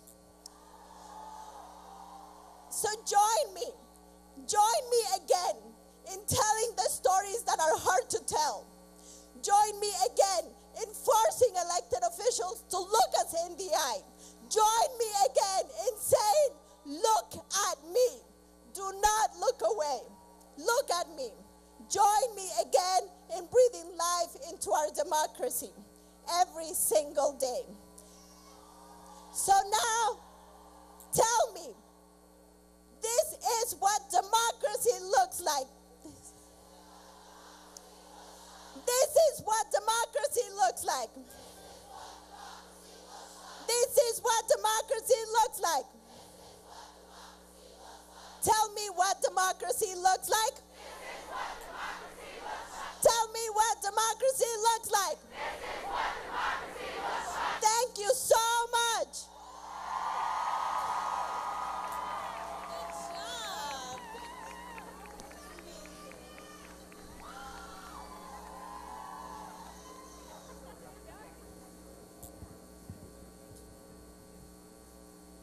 Hello, my fellow Americans. What an honor it is for me to speak to all of you today, and I want to thank you so much for braving the cold in order to raise your voices and fight the injustices of this administration. Thank you. My name is Jamie Rodney, and I am a mother, wife, and a full-time federal investigator at the U.S. Department of Housing and Urban Development. My colleagues and I work tirelessly to enforce our civil rights. We investigate complaints of discrimination in housing and lending on the basis of race, national origin, color, religion, sex, familial status, and disability to ensure that all Americans have the right to choose wherever you want to live in this beautiful country. I am also a member of the National Federation of Federal Employees, and I am speaking to you on behalf of the 800,000 furloughed federal employees in America. We are suffering. Our families are suffering financially, emotionally, and mentally because of this Trump shutdown. And I am here to demand that President Trump, Vice President Pence, Senator McConnell, and everyone in Congress end this government shutdown now.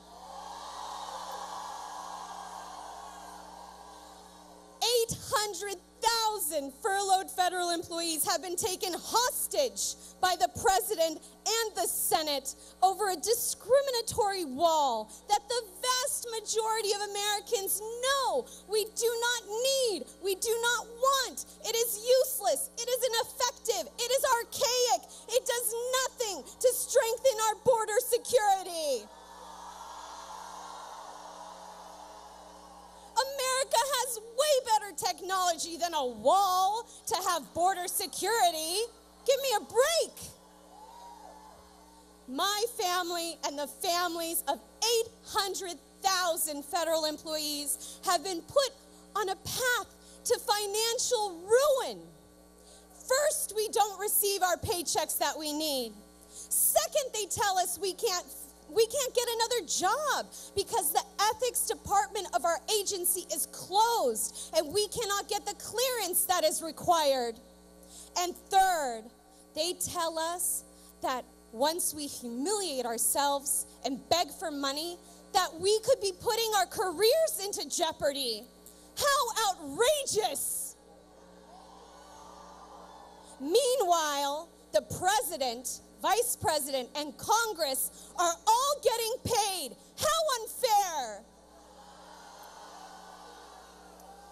We federal employees are middle-class Americans who have been squeezed by the rising cost of living, while President Trump broke his promise for our pay increase by stating that a pay increase would be inappropriate, stating that we must be fiscally sustainable.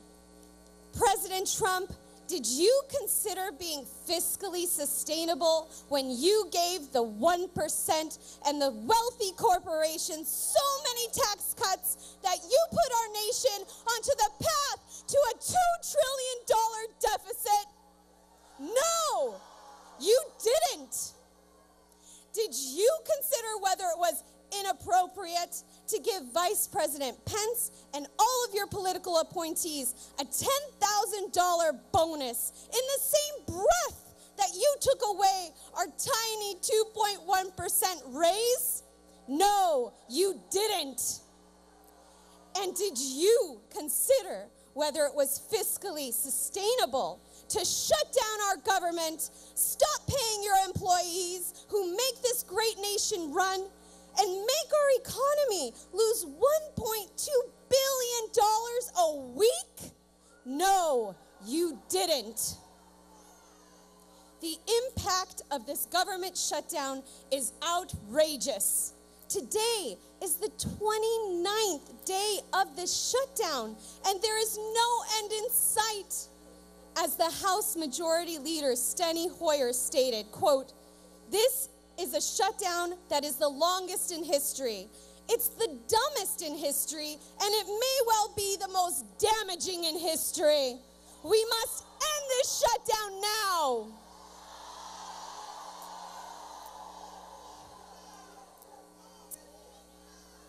End the government shutdown now. Thank you.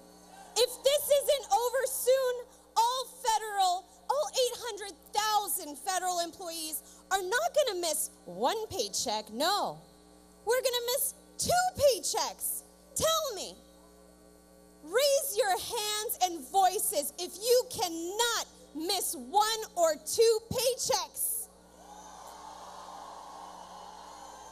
Almost 80% of Americans live paycheck to paycheck.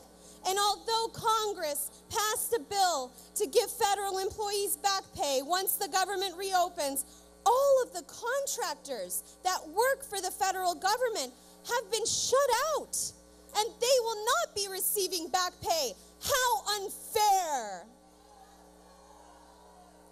Over 1 million Americans won't be able to afford their rent, mortgage, daycare, student loans, medicine, groceries, gas, and all of their bills. We have been forced to empty out our savings, put everything we can on credit cards, take out loans that screw up our credit, and humiliate ourselves by begging for money. This is not the America that I know and love. This is the product of greed, political corruption, and a failure of leadership from the White House and the Senate. 400,000 federal employees have been forced to work without pay. Being forced to work without pay is called slavery. And slavery was abolished by the 13th Amendment in 1865 in our Constitution, which you, President Trump, promised to uphold. Gotta wrap it up. Okay. We need to come together as a country, a government of the people, by the people, and most importantly, for the people.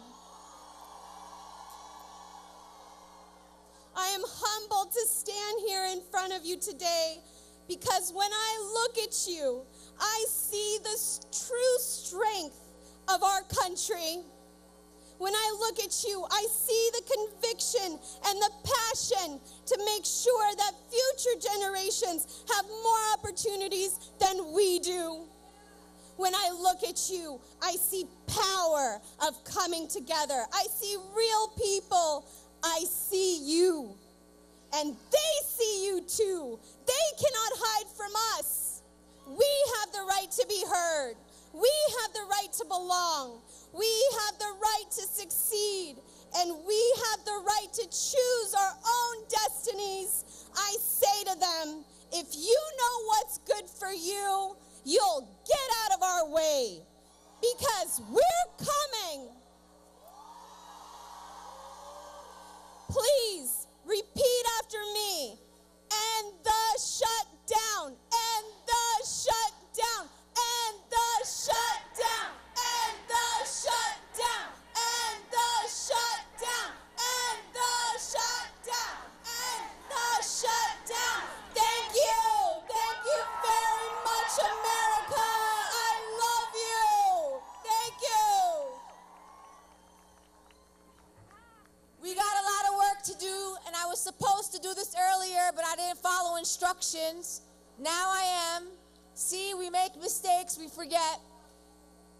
Stay connected to us so you can follow our policy agenda and our 50-state strategy into 2020. Take out your phones and text the word WAVE, W-A-V-E. Text the word WAVE to 40649.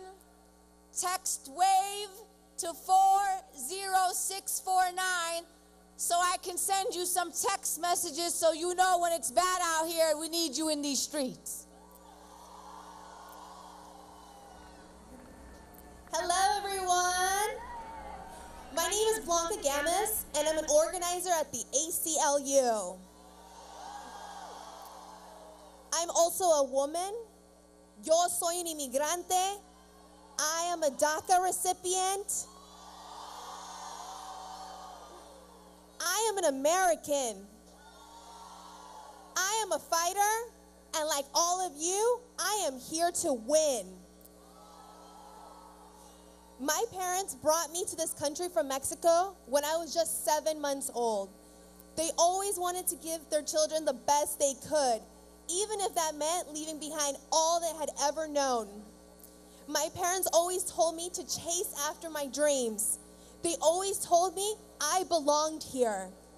Because of them, I always had ambitions and hope. I learned at a young age that I was undocumented. It is because of years of tireless work by activists in the fight for DACA that I can stand here today. DACA meant I could graduate college with 2 bachelor's degrees and say yes to my first job. It gave me a sense of security, of freedom from fear and anxiety about my future, things that before DACA I never dreamed were possible. The ACLU has always been known for an organization of lawyers, but with the 2016 election, we felt a call to do more. With a flood of new supporters, we built our organizing force, People Power. And this century-old institution had a new surge of power, driven by a desire to fight, built and led by the people. The past 2 years have been relentless. We've seen the targeting of immigrant communities through the Muslim ban, the asylum ban, family separation, the termination of TPS, and the horrific treatment in detention centers, including the deaths of innocent children. They have unleashed new enforcement on Black communities and ignoring and even encouraging the crisis of police brutality. Black people were villainized at the highest levels of government for exercising their First Amendment rights, like taking a knee during the national anthem. They have undermined access to health care, attacked coverage for abortion and contraception, and denied young women in detention their right to abortions. They have stripped students of their right to be free from sexual assault, harassment, and discrimination. They have tried to eliminate protections against discrimination for LGBTQ people. They tried to erase trans people from the military and from existence. And President Trump came after me and all DACA recipients, trying to prevent us from pursuing our dreams and threatening to going after to remove us from this country we call home. And you know, I can go on and on and on. I take a moment to call these attacks out because in the chaos created every day by this administration, it can be impossible to keep track of it all. But we haven't forgotten. We are fighting back.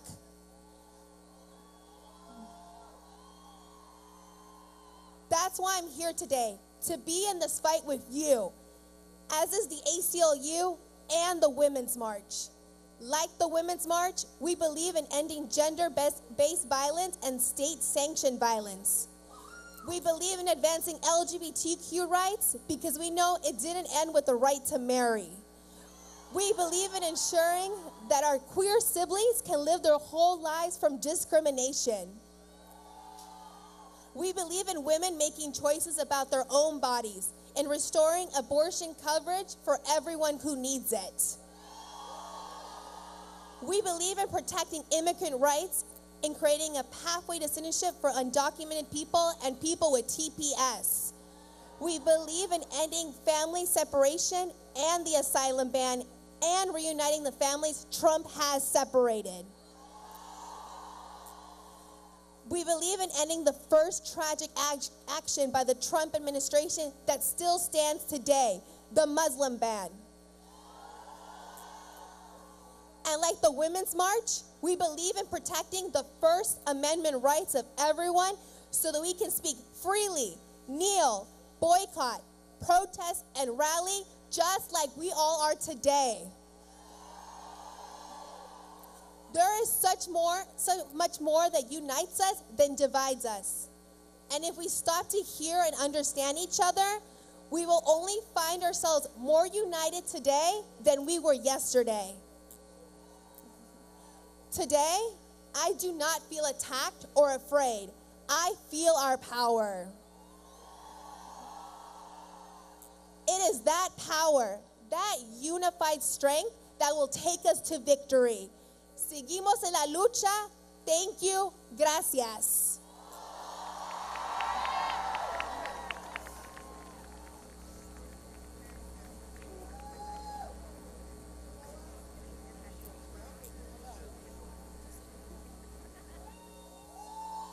Welcome to DC.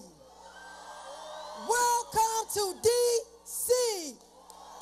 Where my DC folks at?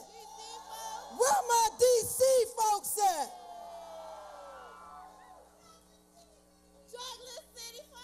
Southeast. Southeast. Holler back. Good afternoon. My name is Nene. That's what I'm going to be named, Nene. I'm a native Washingtonian, born and raised in the Starter Terrace Projects, which is located in Southeast. I'm also a co-organizer for Black Lives Matter, DC. Black Lives Matter. First, I want to thank Tamika and Linda for our atonement, for our future commitments. I want to thank them for giving us, DC, a voice and representation here today. I want to use my time and shine light on the local concerns here in Washington, D.C. I literally been downtown in the last 3 years, more in my entire life fighting for my people. I attended a hearing. Look, you guys, it's right there. Right there, that's where we go. City Council. I attended a hearing for public safety, and I had to remind our city officials that the D.C. Police Department doesn't keep black people safe, especially black trans women and sex workers.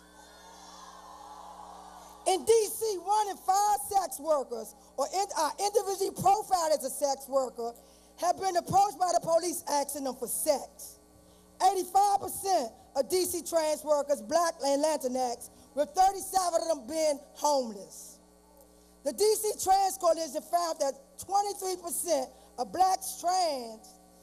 the black trans people were physically or sexually assaulted by the police because they were perceived to be transgender or in the sex trade. It's past time. It's past time to decriminalize sex work. We need you to invest in the future of black trans women. In 2025, 60% of our youth under the age of 18 was arrested for prostitution. They were black. 80% was black. Despite being categorized as victims of sex trafficking under federal law. In D.C., when our black girls go missing, it's silence. We don't receive Amber Alerts. Our black girls face a dangerous risk every second they gone. Human trafficking in D.C. exists. We have to demand our city to divest from the police and invest in community solutions where we can bring our girls back. The police here don't keep us safe. We, the community and resources, keep us safe. The police here don't keep us safe. We keep us safe. Because of the fearless acts that I take out here in these streets, this white supremacy government has placed a target on my back. There's one right here now trying to take my picture. I'm good. I'm a part of an organization that is healing, building, and infrastructure to empower black people. My spirit guide mother, Harriet Tubman, who used the Underground Railroad to free 1,000 of these slaves, she paid away so I may walk on top of the tracks, unapologetically black. I walk on the track, unapologetically black. When patriarchy come my way, I don't look back. Misogyny, I don't look back. Imperialism, I don't look back. When I hear those police dogs, I can't look back. Vonda Durance and Gina Bass are personal friends of mine, and it's because of freedom fighters like their beautiful daughters, say her name, Karine Gaines, India Kager, Natasha McKinney, Murray Curry, and so many more. We must continue to say their names. Their lives were shortened by killer cops who must be stopped. So I ask you, where do we go from here? I'm going to continue my journey on top of the tracks. I have a lesbian daughter and a teenage black son. I can't stop until God and my ancestors tell me my work done. Today, I'm going to challenge you guys. When you leave D.C. or return home, please feel free to donate to a D.C. organization, a black organization doing the work right here for our black youth and other, I'm sorry, y'all. And my voice gone from yelling at the people, the ones that was going against the pro-choice. And other marginalized communities.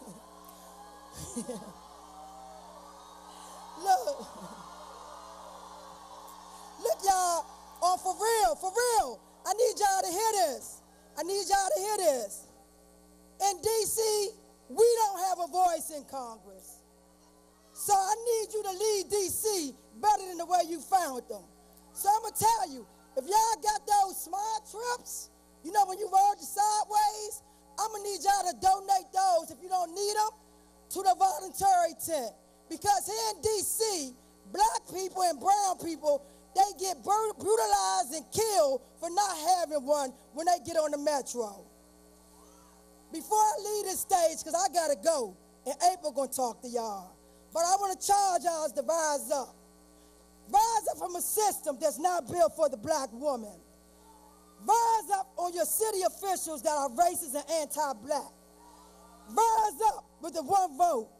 Rise up from those who want to enslave our bodies, physically, mentally, and economically.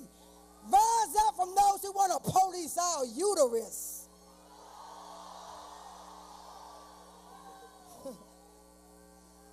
I'm just saying. Rise up from the black woman incarcerated because they can't afford bail. Rise up for the black women who are in the trenches, building and creating change. I need you to rise up for the 1 in 5 black women who are vape. Rise up for the black women working in the streets. Rise up for that missing black girl in the inner city, especially in Southeast. Rise up, fight back. Rise up, fight back. Rise up, fight back. Rise up, fist up. Ashe.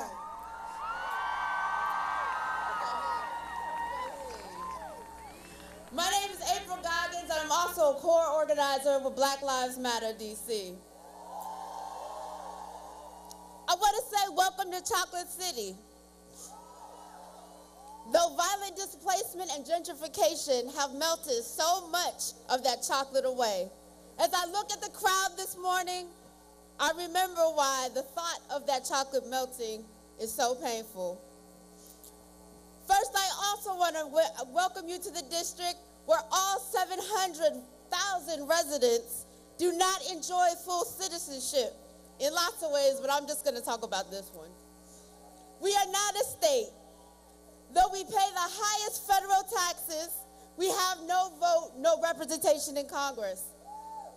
So what we need you to do on Tuesday, or whenever, I don't know when they actually work, but we need you to call, to tweet, to email your elected officials, because ours, again, have no vote. And we tell them to support H.R. 51, the Washington, D.C. Admission Act. And that's for hashtag statehood now. Second, DC is not just memorials, Congress, or the White House, or the Capitol that was built by slaves that the federal government rented from local slave owners at the price of $5 per worker per month. Where some of these slaves died when a wall fell on them, it was cheaper to bury them, so they remain in a mass grave still today.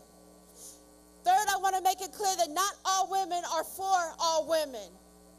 For example, our mayor, Muriel Bowser, is not for us. Just this week, she vetoed the bill to decriminalize Metro fare evasion, using the same rhetoric that the two white male council members that, despite Metro's own numbers to the contrary, vehemently swear that race is not an issue. While you listen to the national platform, you need to be aware of what that looks like in D.C. In 2007, 1 in 7 arrests of youth were girls. Since 2013, that trend has ticked upwards to an 87% increase.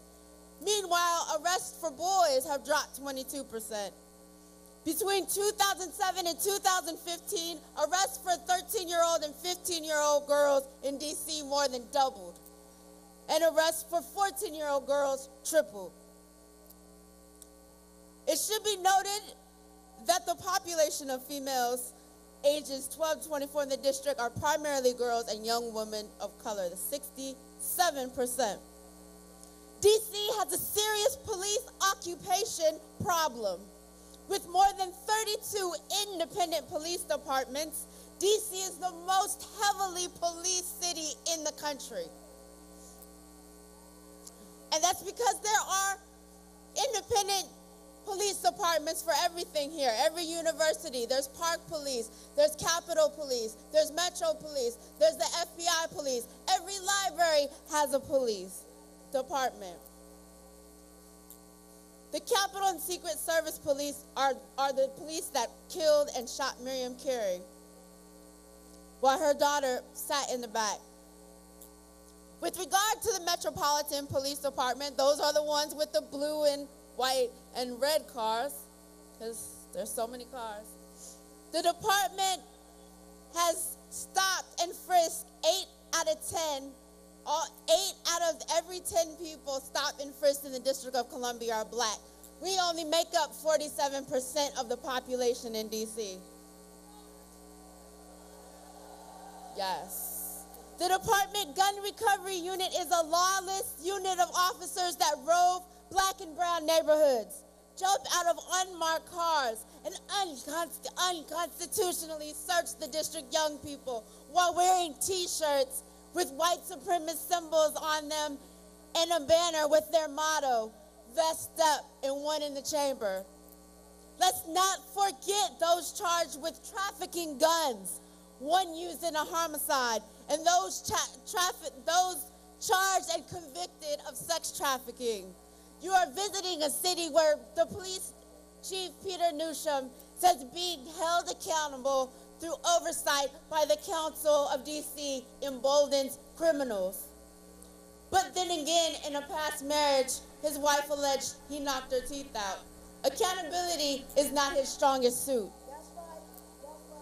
Fourth, you are standing in a city where black women, where I live, cannot deliver babies east of the river. The closest maternity ward is miles away.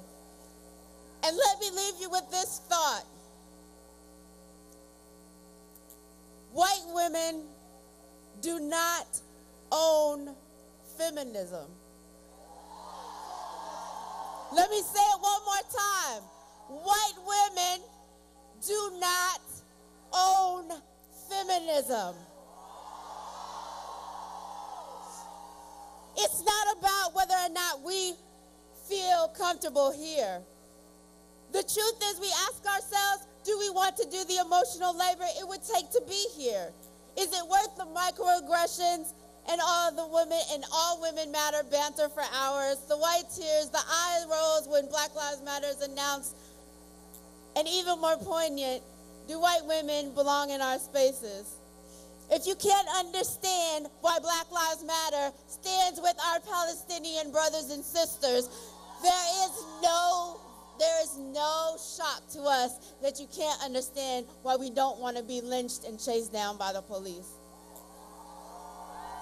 If you can't understand us wanting to end police brutality, to stop families from being separated, to hold accountability to everybody who has been charged with taking care of us, then it shouldn't be hard for you to understand why Black Lives Matter endorses BDS.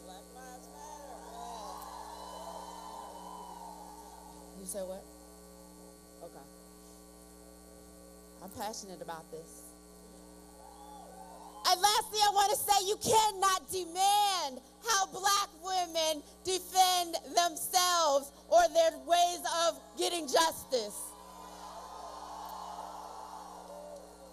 You cannot make us use the language that you use to get justice. We as black women can be wherever we want to be because we say so. And I say to you again, white women do not own feminism. And if you want to know why, it's because this black woman who was born in Colorado Springs and reborn in D.C., a mother, a daughter, a sister, a sober woman, survivor, womanist, and anarchist, says so. Black Lives Matter.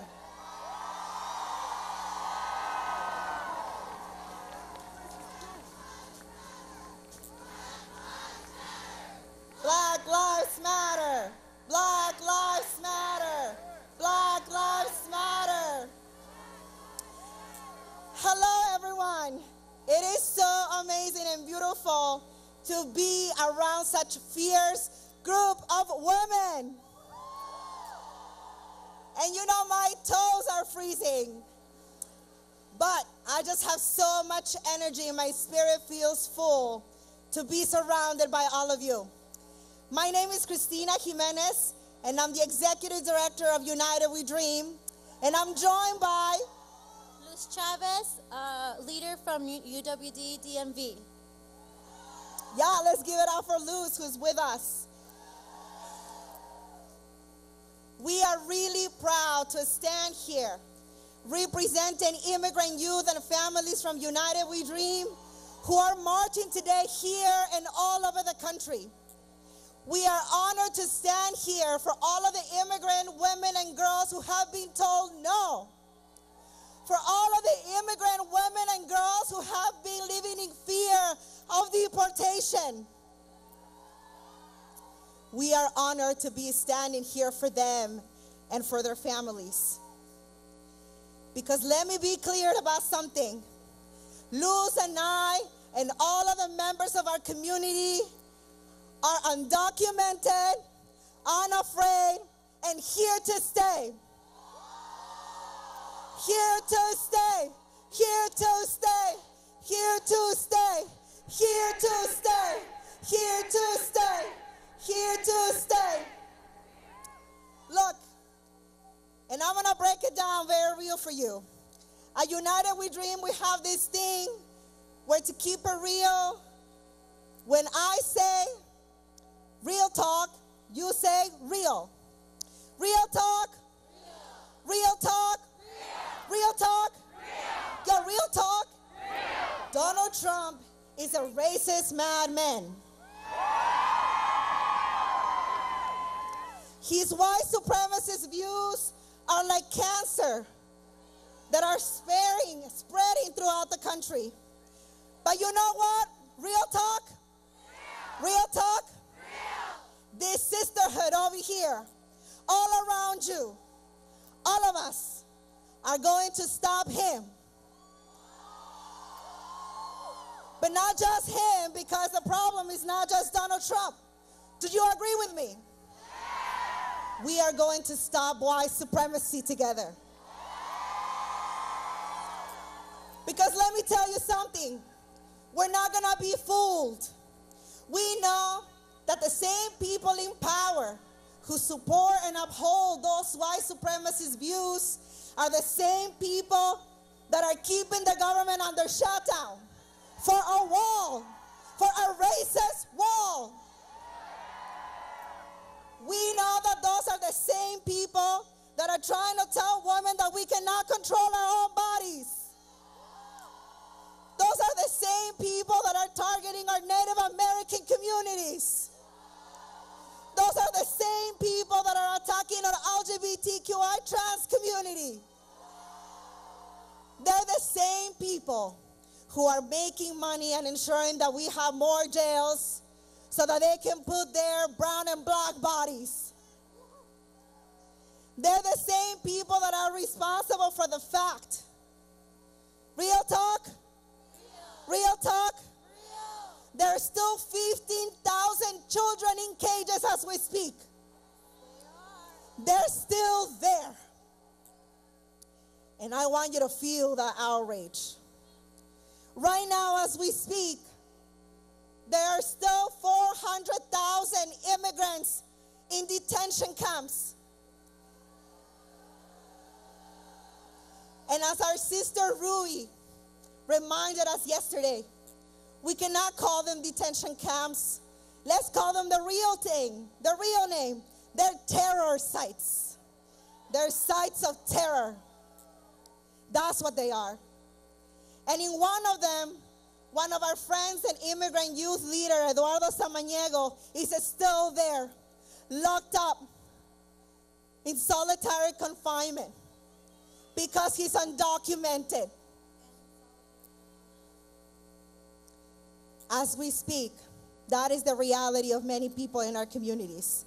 So when you hear Trump say that he wants a wall, what he really is saying is that he wants more sites of terror, more agents to terrorize immigrant communities, and he wants to continue to kick us out of this country, immigrant youth and families.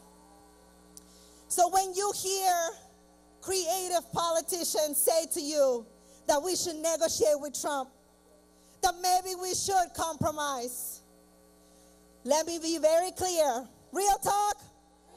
Real talk?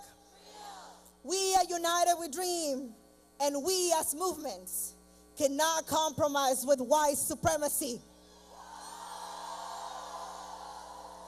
We will not negotiate with white supremacy. We must resist white supremacy. We must resist Trump. And I know that we will take them down together. So together, join me in ensuring that we stop this racist wall, that we stop this mass deportation agenda, that we ensure that Eduardo is free so that he can be with his family. And that when Trump repeats, probably later today when he speaks at 4 p.m., that he wants a wall, we are going to say no. We're going to say no. Because we're not dealing with white supremacists. No more money for deportations. No more money for agents that are terrorizing our families and building sites of terror. What we need to be pushing Congress for right now is to take money away from those monsters. Take it away. Take it away. We must defund hate and bigotry. And Congress can do that right now. This is why together we took on the streets. We knock on doors. We brought the women's wave to Washington, D.C. and to Congress. That's why we did it. So I want you to join me today in ensuring that we take away that money from those monsters, that we defund that bigotry, that we stop this mass deportation agenda. Take out your phones and text defund hate to 877-877. Defund hate to 877-877. Real talk? Real talk? Are we gonna defund hate? Are we ready to stop white supremacy? Defund hate. Defund hate. Defund hate. Defund hate. And let me close with this. My sisters and siblings. No ban, no war, no rates. No ban, no war, no rates. No ban, no war, no rates. Thank you.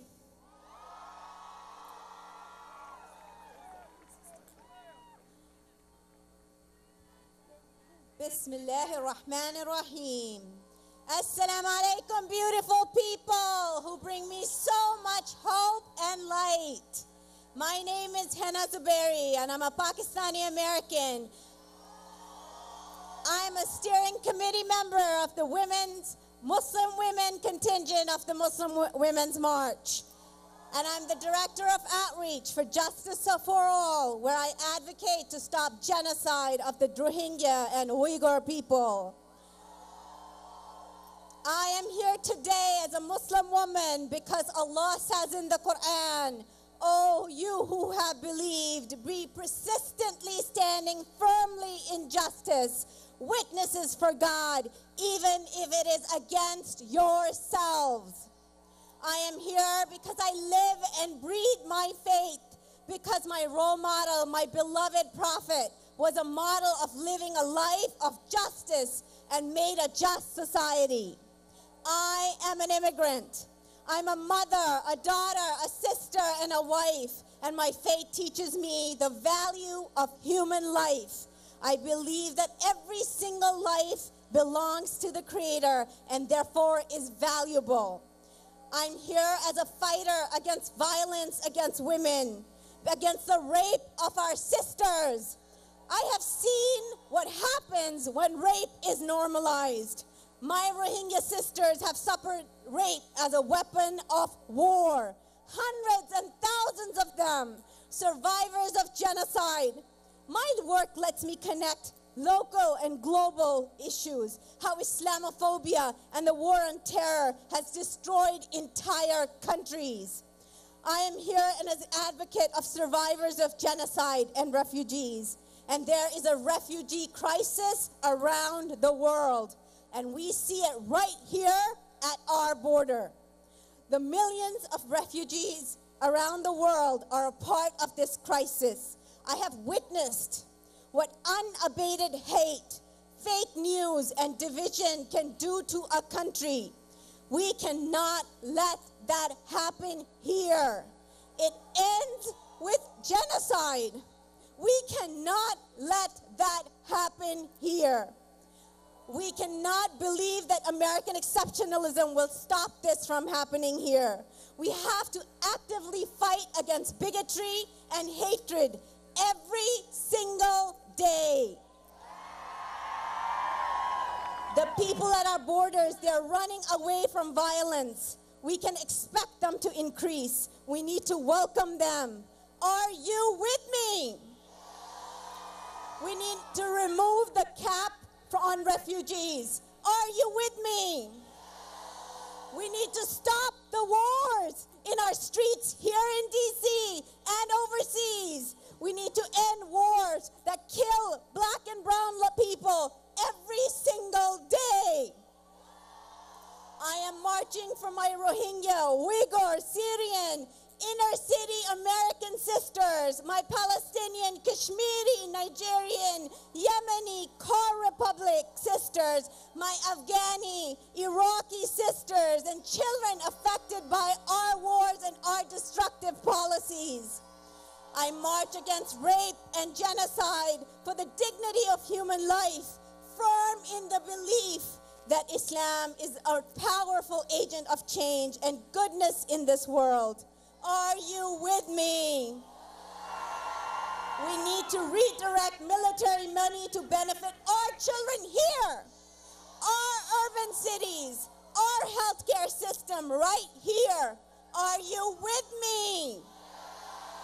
We need to free the political prisoners that are imprisoned in our country for their beliefs. Are you with me? We need to lead with compassion. Are you with me? I'm here with a large group of amazing Muslim women rising with the wave. We came here to march for racial, economic, social justice as dictated by God. Are you with us? We march for equity. We're marching for our children. Are you with us? We are marching for our sisters in inner cities across this nation. Are you with us? We march for Black Lives Matter because 1/3 of American Muslims are black and because our enslaved ancestors were brought here to this country. Every Black Lives matters to us. We are here for our black sisters who have lost their sons and daughters to state violence. We march for unjustly imprisoned, like the American Muslim journalist who is in prison right here in DC. Free her.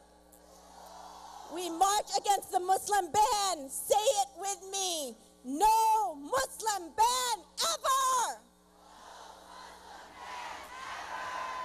We march against unjust policies that separate families at the borders and through the Muslim ban. Are you with us? We are marching because we love our people and believe that diversity is what makes this country so powerful. Are you with us? We march for the refugees seeking shelter at our borders, the children caged in internment camps. Are you with us?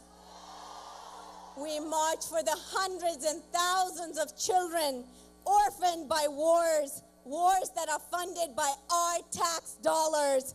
Are you with us? When we unite, then change will come. Are you with us? Thank you.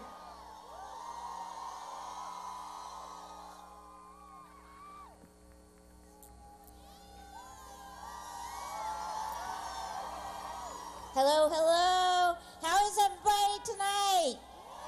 Woo!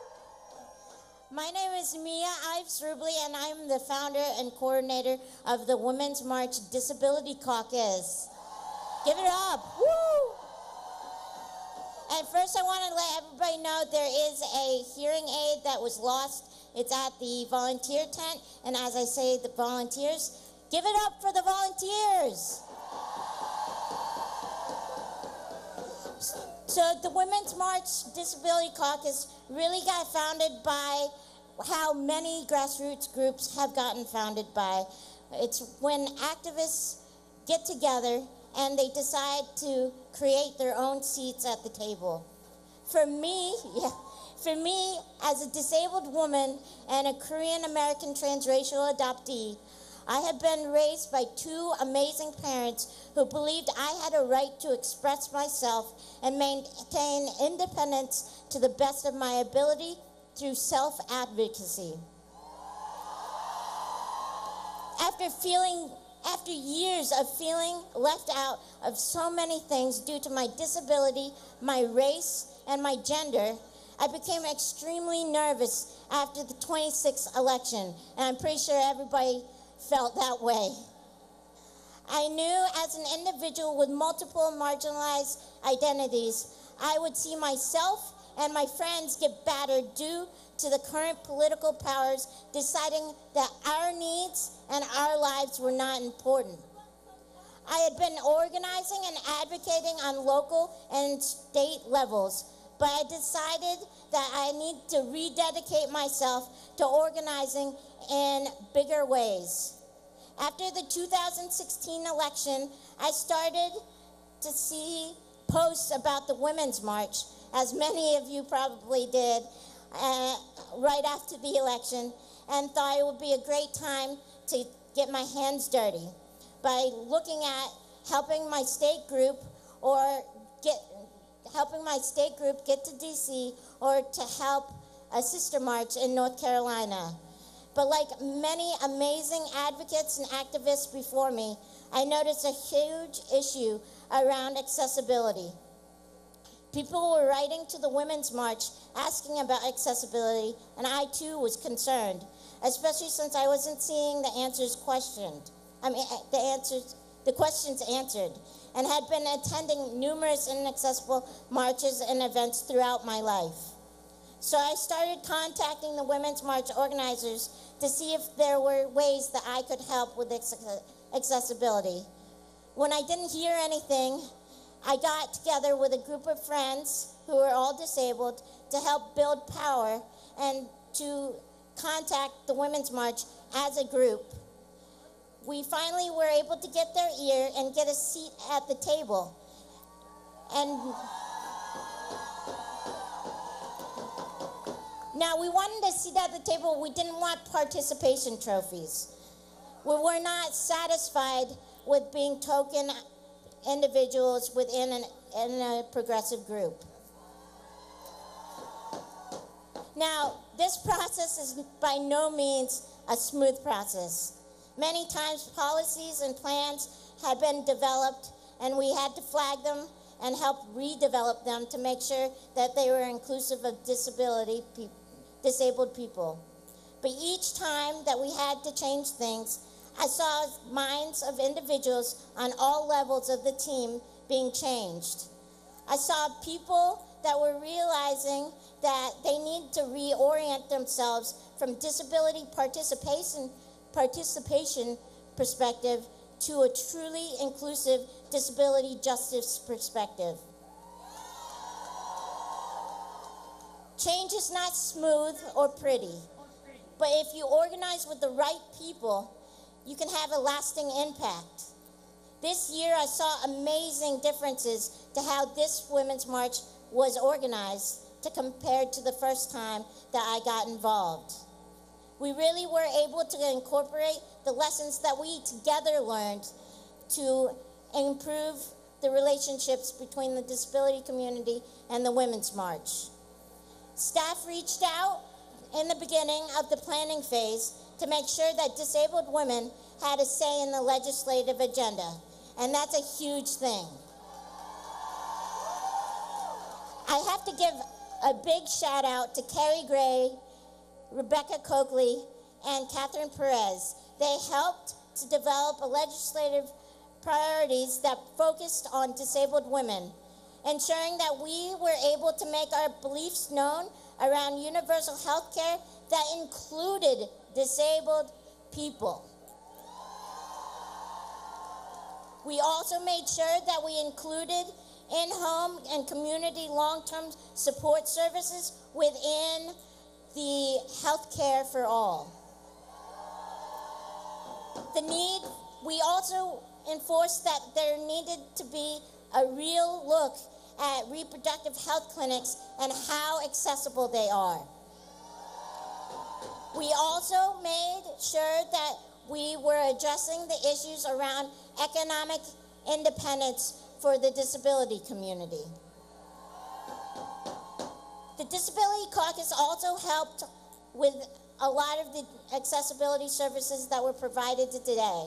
And I want to say thank you so much to all the volunteers that helped make this one of the most accessible marches in history.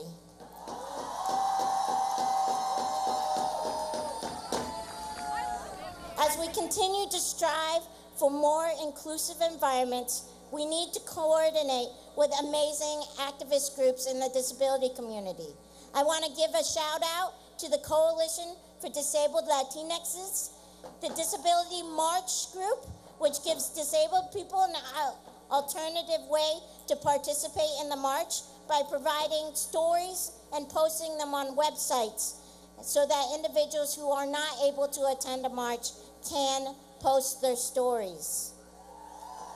I also want to give a shout out to the Disability Action for America and numerous other amazing groups that helped ensure that every American can access health care.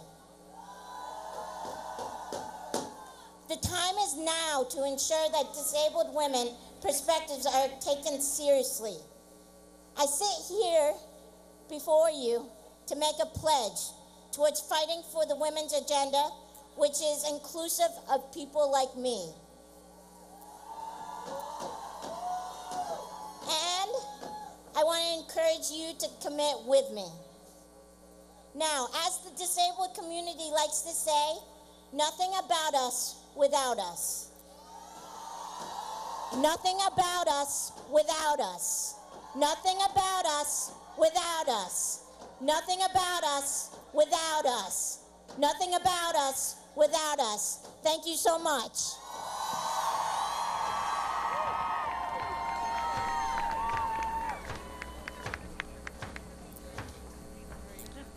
Hey, DC!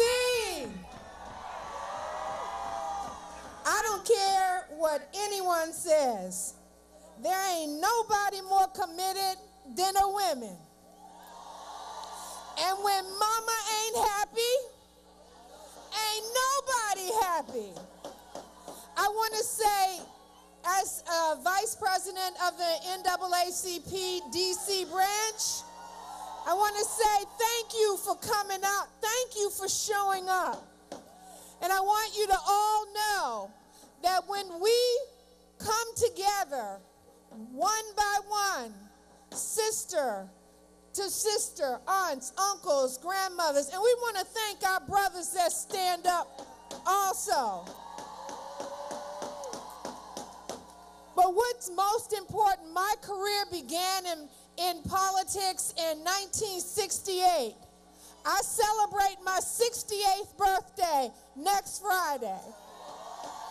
And I've been in this struggle since Dr. Martin Luther King took his first speech, made his commitment with the Student Nonviolent Coordinating Committee.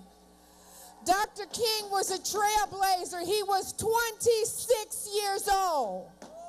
He died at 38. This is our future right here.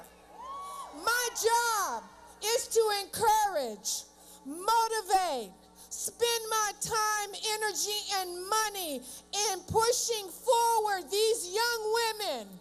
My agenda, and I take nothing away from white women, but black women and girls need mentors. And they need mentors that look like them. So I want to introduce you to the 2036 President of the United States of America, Amari Finoy. She is the President of the Youth and College Division at Spelman University in Atlanta, Georgia. Give it up.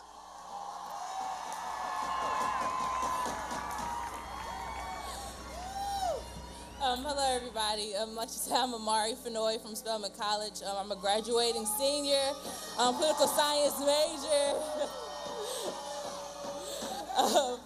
So in March of 2018, I rode on a bus to DC to ensure that Black voices were heard and put on the agenda for the March of Our Lives. So today, January 19, 2019, I am here to make sure that the Black agenda is here for the Women's March. A lot has happened since the first annual Women's March. I am concerned that we are more excited about the hype of being a part of the movement than actually doing the work for the movement. So we have a problem. We have some allies who aren't really allies. And we must tell the truth. We have individuals who support us throughout the campaign, but when you're in private in the booth, you vote another way. We have individuals who have hidden bias against communities. We have individuals who think making posts, liking pictures on social media, and making posters are allies. You're not. Since the Women's March, we've seen examples of people not stepping to the fact that we are allies. We had a student at an Ivy League college. She was sleeping in the lounge, and security was called on her. We have individuals at Starbucks, and police were called on them. Shakisha Clemens was dragged through a Waffle House by a police officer. We have a Black worker at McDonald's who was attacked by a white man. We have a Black teenager, Nia Wilson, whose throat was slit in Oakland by a white man. I don't see allies, I see bystanders. We must discuss how Black women are amongst the top 5% of earners in the U.S. We must discuss how Black women make 67 cents to every dollar our white counterparts make. We must talk about how 1 out of 5 women are sexually assaulted before the age of 18, including myself. So here are solutions. We have hard discussions, even the ones you don't want to have. We have educational forums. We vote in our best interest. And we trust Black women always. In 2019, we have made great progress. We have broken barriers in January. We have 112 women in Congress, which exceeds the fact that we had 107 previously. And Georgia is very proud of our very own Lucy McBeth. Very proud, very proud. So in 2019, the NAACP won a lawsuit to extend voting poll hours in Georgia for Spelman and Morehouse. We won clemency for Centoya Brown. So those are some solutions. So in order to continue to move forward, we have to have some action. No, don't look at your neighbor that you came with. I need you to look in the eyes of a stranger, and I need you to repeat after me. Are you looking into the eyes of a stranger next to you?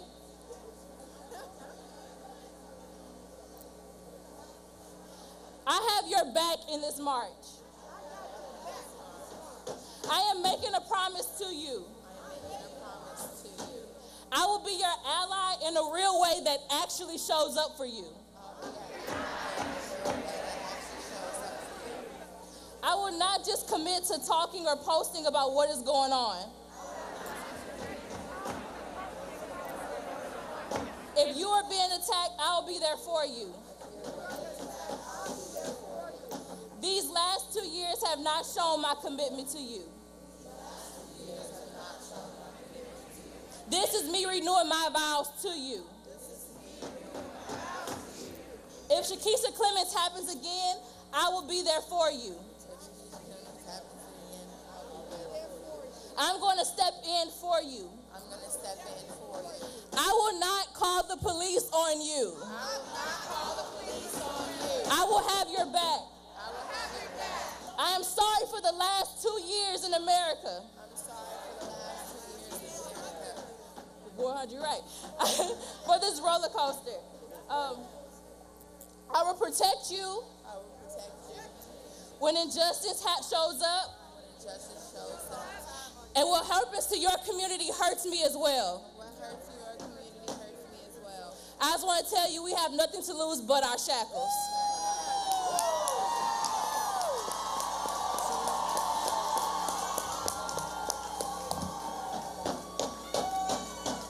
I am Sadiqa Reynolds, and I am the president of the Louisville Urban League.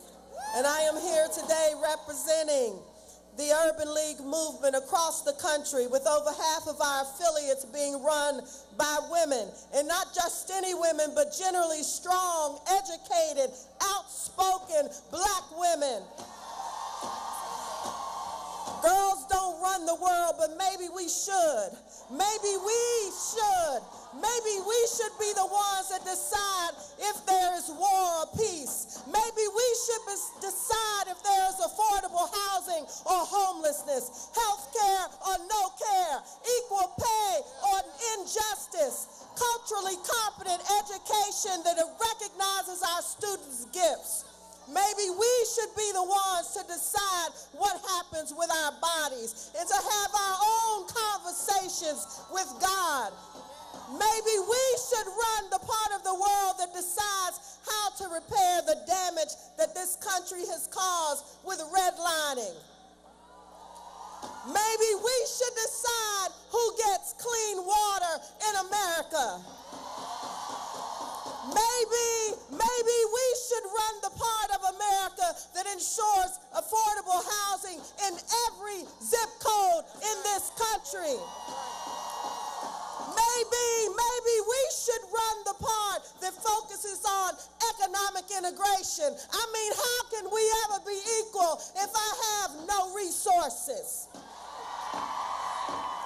Maybe women, maybe Black women ought to be running Hollywood. Maybe it would not have taken so long for us to see ourselves reflected by that which is best among us. Like you, I am a woman, but I am more than a woman. I am a Black woman. And if women have been in the back of the line, then Black women have been in the back of the back of the back of the line.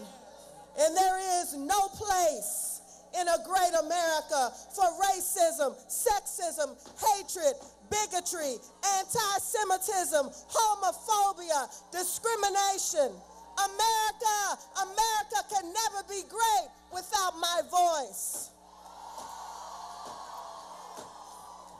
Hey, listen, there is no room in America for another wall.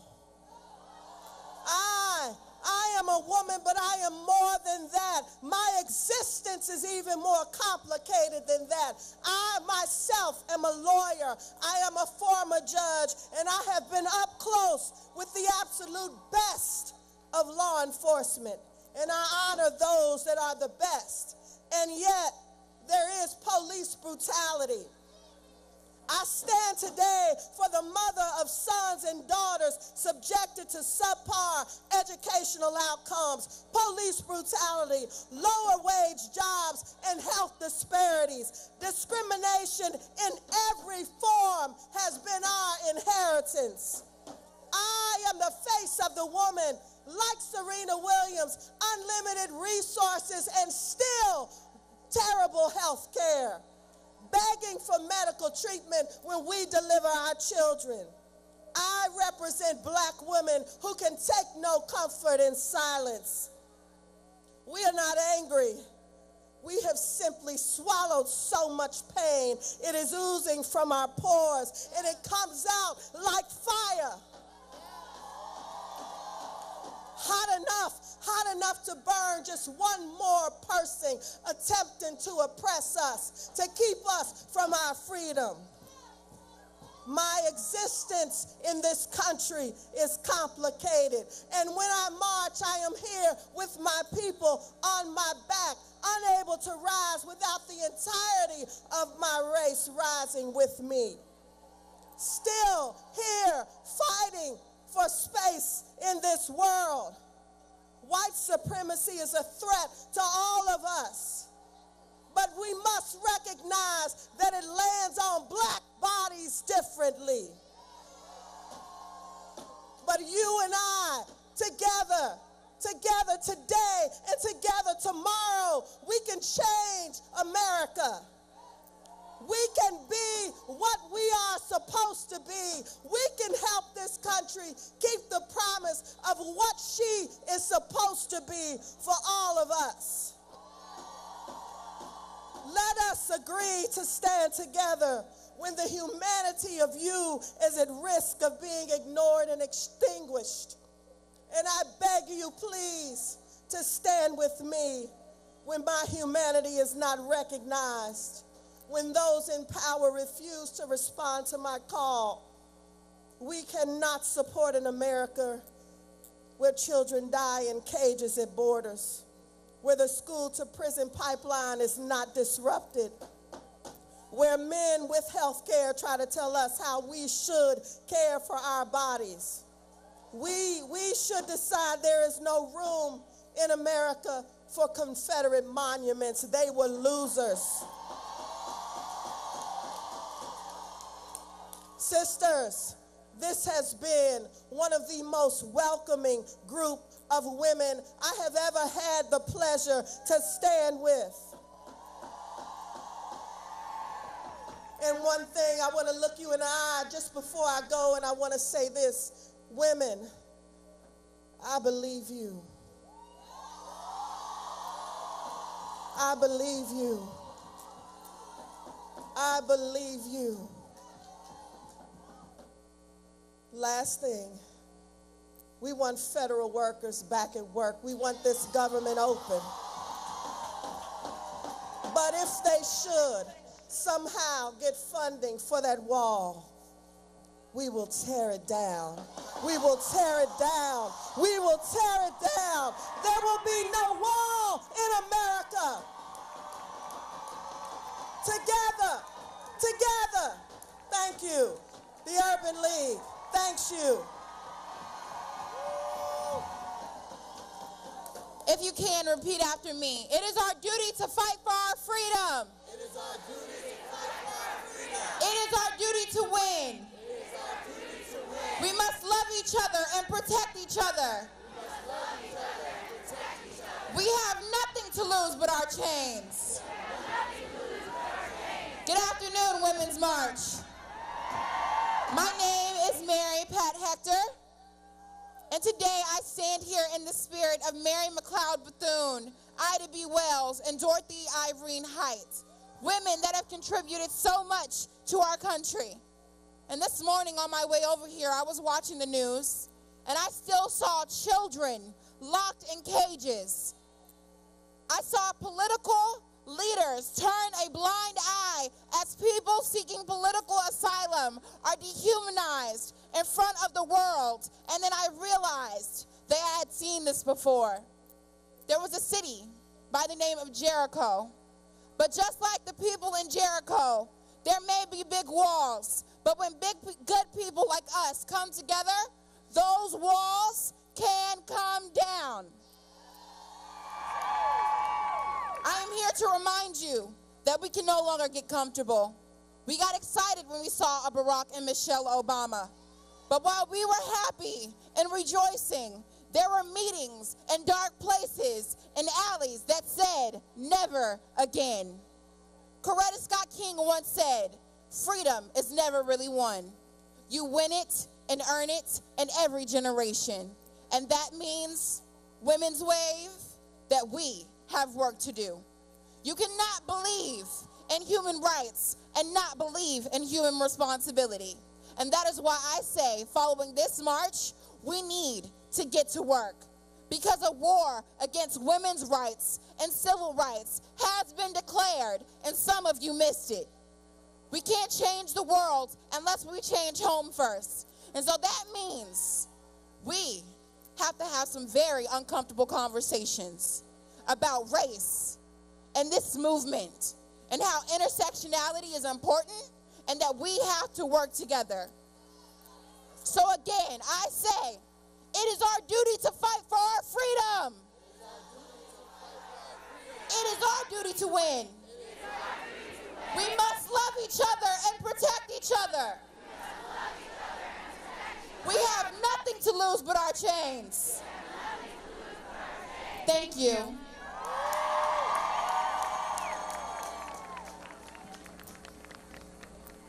Good afternoon.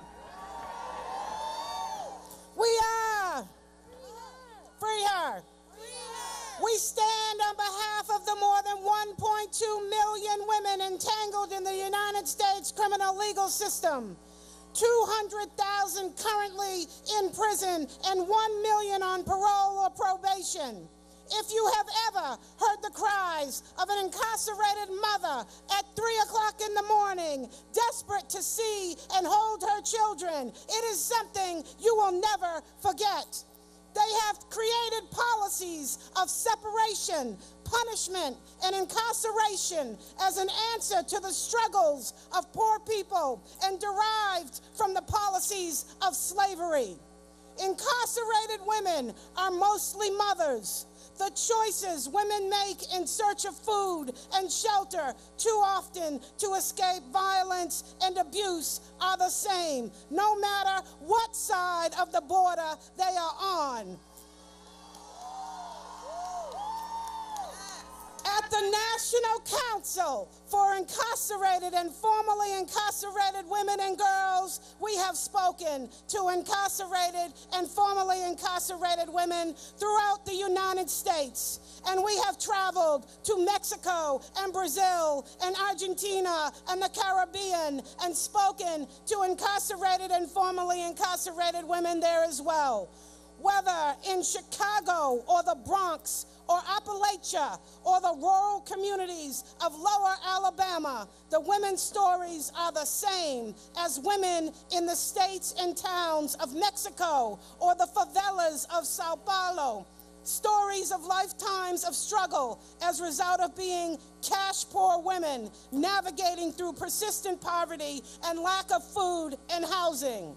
They tell the same stories of over-criminalization and a drug war that for decades targeted their communities and continues to cause devastating social and economic disruption that has left women of our communities alone to raise our children with little to no support or access to meaningful resources and opportunity. And most disturbing are the same stories of being witnesses to and victims of violence while their trauma goes unacknowledged and untreated. The common stories of sexual violence often starting during childhood. We also know the pain of being separated from our children and incarcerated in jails and prisons across this country that leads to incarceration of our children. Women are currently the fastest growing incarceration population in this United States. We know this to be true because we lived in a federal prison and as incarcerated women, during which time we were separated from our children, our daughters, our sons. Millions of children are separated from their mothers due to unnecessary incarceration right here in the United States.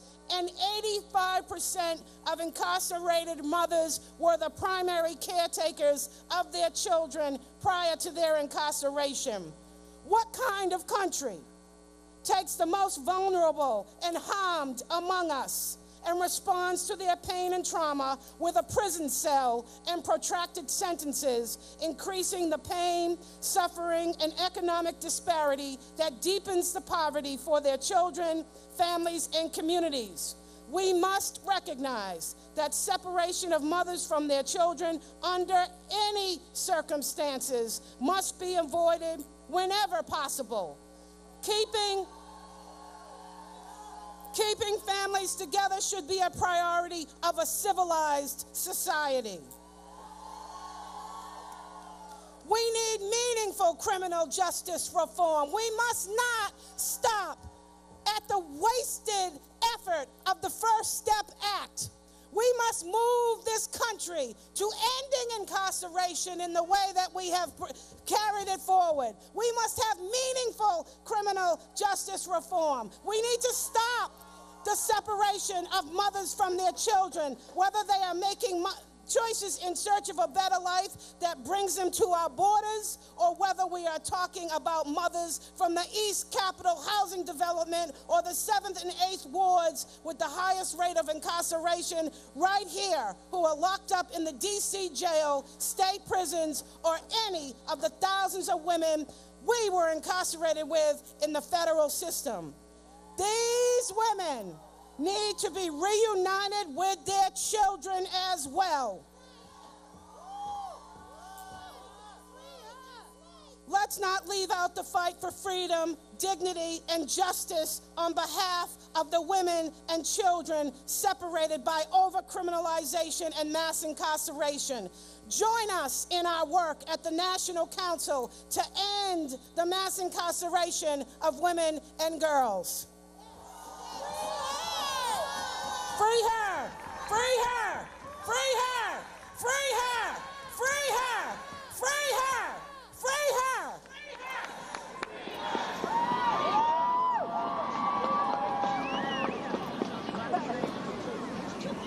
Family, how y'all doing? I said, family, how y'all doing? My name is Deborah Harrison. I'm one of the chapter leaders and field organizers for Women's March, and I stand here today with my sisters that are also chapter leaders, but I also stand here today with family. And I call you all family because that is what we are. That is what we are. And that is the environment that Women's March has created globally. They have created a family that is holding the line for justice, that is holding the line for peace. We are the ones standing in the gap through the network of Women's March, through our trials and tribulations, through our joys, through the sorrows. We are moving together for a more just future and a just today. How are you doing, family? And I encourage all of you to keep standing in the gap for one another. Keep standing with Women's March. Keep having the encouraging conversations and the difficult conversations. Grab your brother and sister's hand. Become an ally. We got work to do, family. Good afternoon, people. You can do better than that. Let me hear you. I am very humbled and privileged to be one of the chapter leaders of Women March. I hail from the great state of Oklahoma. Oklahoma, where 60 years ago, a black woman by the name of Clara Luper and the youth president of the NAACP started a wave and had the first sit-in ever in the nation. Whereas 60 years later, we just elected our first female Democratic Congresswoman, Kendra Horn. We are very proud in Oklahoma, but we also have some issues that we all are dealing with, and we need you to engage. We've been talking about the wave is coming, where I'm here today to tell you the wave is here. Oklahoma, where we are #1 in incarceration of women per capita in the world, where a woman, Tondaleo Hall, can sit in prison for 41 years for being a victim of domestic violence, and her abuser served 28 days and his children returned to him. That must stop. The women's wave, we have to keep it going. We are asking you to continue to support the efforts of women of color, of black women. I love black women. Do you love black women? Are you satisfied with the leadership of my sisters? I love our Jewish sisters, our trans sisters, our queer women of color, our non-binary. We are inclusive. But it is time, and we are here. Oklahoma sends you love and says, We need you to join with us and ride the wave. It is here. Women's Wave 2019.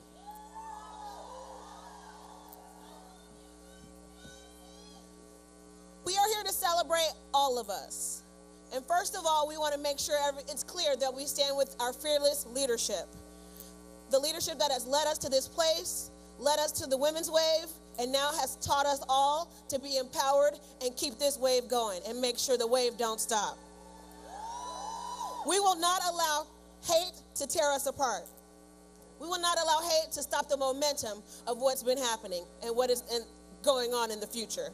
We are here. So when I say, what wave? I want you to say, Women's Wave. What wave? Women's Wave. What wave? Women's Wave. What wave? Women's Wave. Everybody here is a part of the human family. We're all connected, whether we accept it or understand it or not. So we are all entitled to the inalienable rights promised to us by the Constitution of this country. Until we are all free, none of us are free. And until body autonomy belongs to all of us, none of us are free. Until people like Sister Shakisha Clemens gets justice, none of us are free. Woo! Sister Shakisha, y'all.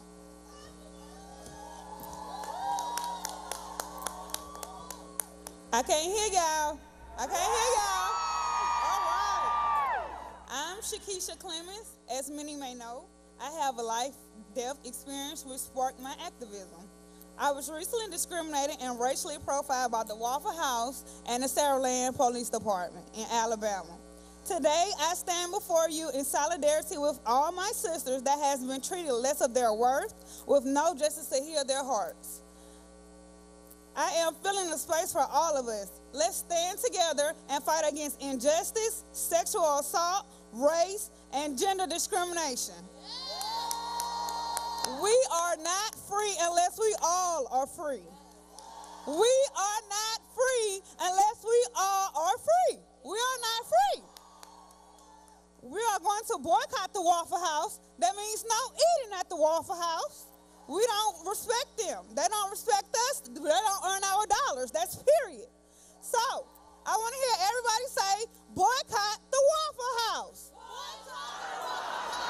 Boycott the Waffle House. Boycott the Waffle House. Thank y'all.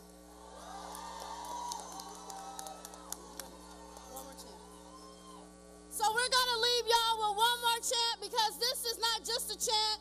These are messages we're taking to our dinner table, our offices, our churches, our places where we commune with people. So I want you all to repeat after us. What do we want? Justice. When do we want it? Now. What do we want? Justice. When do we want it? Now. Now we're going to say freedom. What do we want? Freedom. When do we want it? Now. What do we want? Freedom. When do we want it? Now. Now we're going to say love, because that is what we need.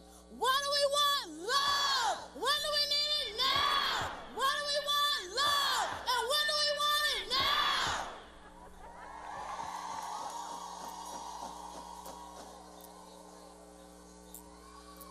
The youth are the future. Can you welcome to the stage our youth empowerment group? So when I say youth, you say empower. Youth. Youth. Hi.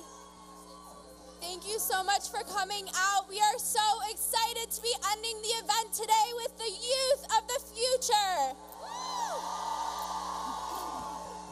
My name is Sarah Mora. I am 22 years old and I'm co-president of Women's March Youth Empower, the youth voice of Women's March.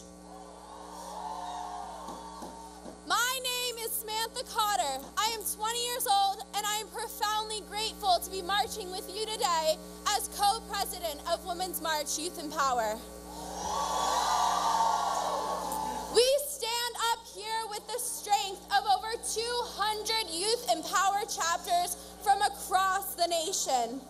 Chapters who have been changing the narrative, leading key conversations, and organizing actions to create change in their communities.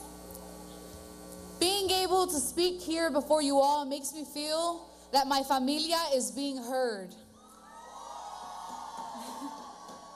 And as an undocumented person, I can tell you in my own skin that the current narrative led by the administration is fear. Every news headline hits vulnerable communities, comunidades como la mía, communities like my own. They hit home in a way meant to keep us silent, scared, worried, and confused. The goal is to intimidate and silence the voices of people who are already not being heard. And that is why I speak out. Now more than ever, we need to join together and be grounded in our identities, grounded in the confidence that speaking out is what is right. As young women in America, it is a difficult time to have our voices heard, our ideologies acknowledged, and our perspectives valued. Yet, youth are being impacted by every issue in our nation and fighting for change on behalf of all of them, because all issues are youth issues. Reverend Dr. Martin Luther King Jr. said, "The ultimate measure of a man is not where he stands in moments of comfort and convenience, but where he stands at times of challenge and controversy." To all the young people with us today or hearing this, do not underestimate your youth. Youth have taken to the streets multiple times over the past years. We have blocked policy from being passed. We have showed up to vote in larger numbers than ever expected before. We are taking power away from racist, homophobic, sexist, transphobic, Islamophobic politicians that have showed time and time again they have no concern for us. In March 2018, when we led the historic national school walkouts that saw 1.6 million students walk out of school to demand sensible gun regulations, we did so because we were tired of waiting on others to make change for us. We took control of our voices, and we will take control of our future. Today, youth are marching together in solidarity with our adult counterparts in DC, across the country, and the world. To my fellow youth, we will not be given power. We must take it.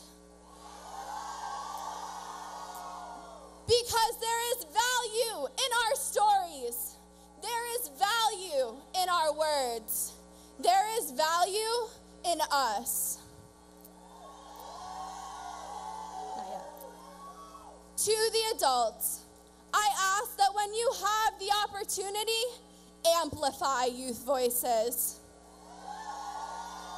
Mentor youth so we don't make the same mistakes that you have. And provide a platform in your movements for youth, as Women's March has been so great to do here today. My phone just died, so my piece is not on my phone anymore, but I want to tell you guys that this is what I feel from the bottom of my heart.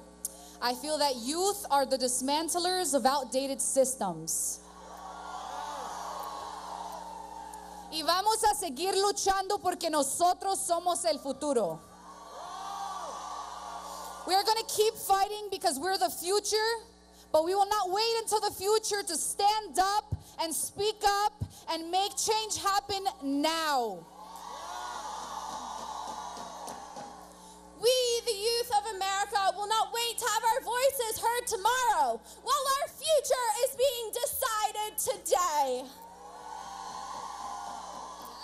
Youth of America, our time is now.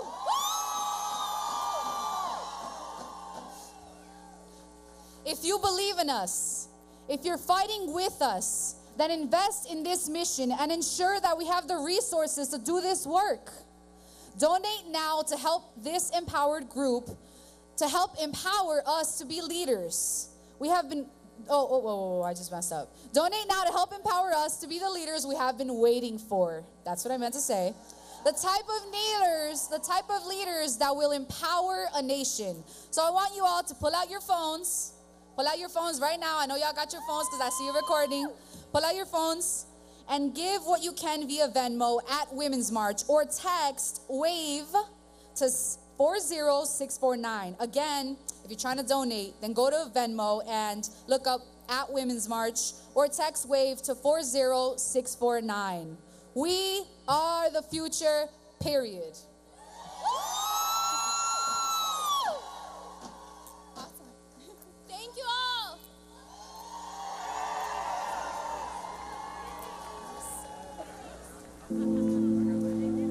To our future. I know you don't completely understand what's happening right now. But you can feel it's something is deeply wrong in America. I know that's scary. And sometimes scared too. But that's why I want to tell you about the women in our family. Because they are the strongest people I know. These past few years have been tough. Powerful men who think they can do whatever they want. They laughed at us, thought they had us beat. But the women in our family, we marched. We took to the streets, and 5 million of us raised our voices. I hope you remember that day as one of the proudest moments of my life. And we didn't just march. We organized, reclaimed our time, held firm on every important issue facing this country, supported every ally doing what's right. The women in our family, we won't be silenced. And when the men in power saw that we were starting to change things, they panicked. They tried to scare us. But their time was up. The women in our family are a part of a movement that's sending shockwaves through every campus, office, every chamber in America. So that hopefully you will never have to face what we did. The women in our family, we rise like the water, high enough, strong enough to break down every single wall put in our way. And we will not quit until we wash away the old world that tried to keep us down. So, don't be scared. I'll always be here for you. And so will the millions of women I've met fighting. We're family now, and more will join us, because the work is only beginning.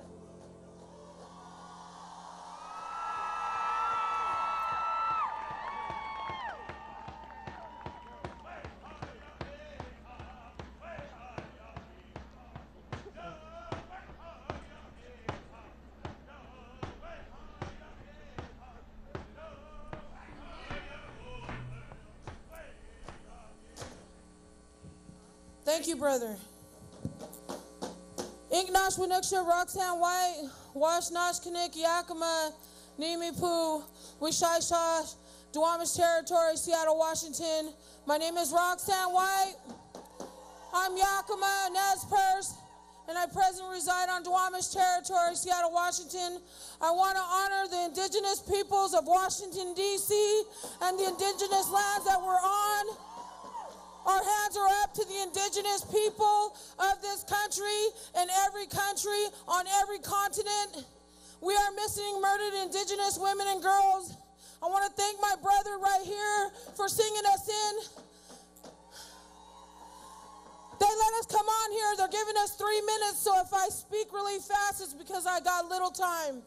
And we're talking about a very serious and a very heartbreaking epidemic that goes by missing and murdered indigenous women and girls. This family right here listened to in the crowds on the sidelines. Their daughter and their sister has been missing for 18 months. They haven't had a proper investigation. They haven't had any mainstream media cover their family members. My cousin, Rosenda Strong, has been missing since October 2nd of 2018 from the Yakima Indian Reservation.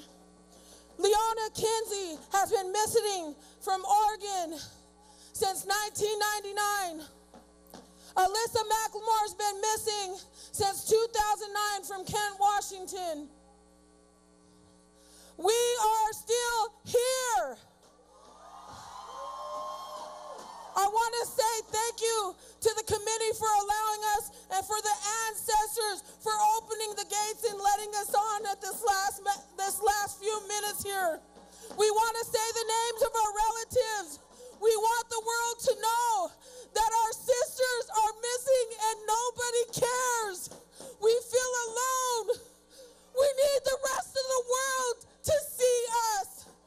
We need the rest of the world to stand with us. I want to say the names. Rosenda Strong, say her name. Alyssa McLemore, say her name. Esther Smith, say her name. Larissa Lawnhill, say her name. Jessica Santos, say her name. Leona Kinsey, say her name. Jackie Saylor, say her name. Janice Hannigan, say her name. Felina Metzger, say her name. Henny Scott, say her name. Frances Brown, say her name. Danielle V. Hill, say her name. Their daughter is Danielle V. Hill, their sister. This is how we come across. We make up 2% of this world, and this is our land. We were here. We've been here for thousands of years. Thousands of years. Indigenous people, Native people of this country have been here. And it's hurtful when people talk about rights and freedom and we haven't seen it. We live in third world cities and reservations. A lot of people think that we're rich and we have a lot of money. We barely can keep up. And the world around us doesn't see us. We're not alcoholics. We're not drunks. We're not invisible. We're here. I want to encourage all my Indigenous people, all my relatives, to please stand strong together. I want to ask you to be more than an ally, be a co-conspirator to Indigenous people.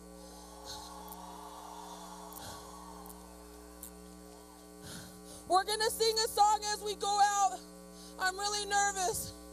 I want to say this. We love all our relatives across the world.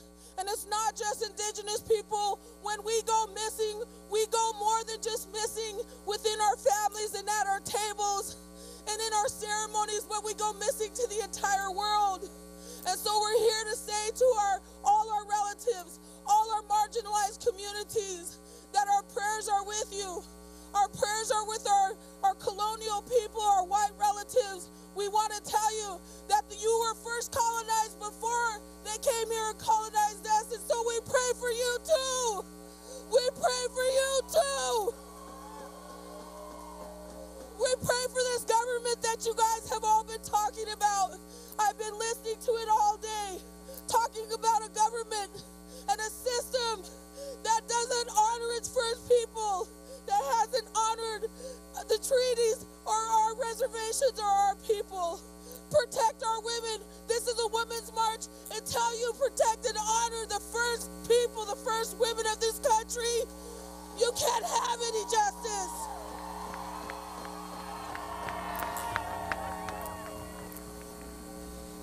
Thank you, Roxanne. My name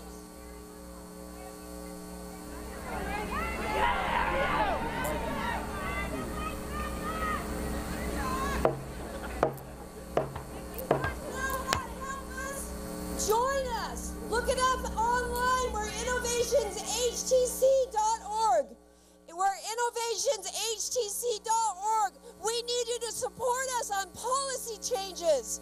We need you to support us in making sure that we are not invisible. Thank you.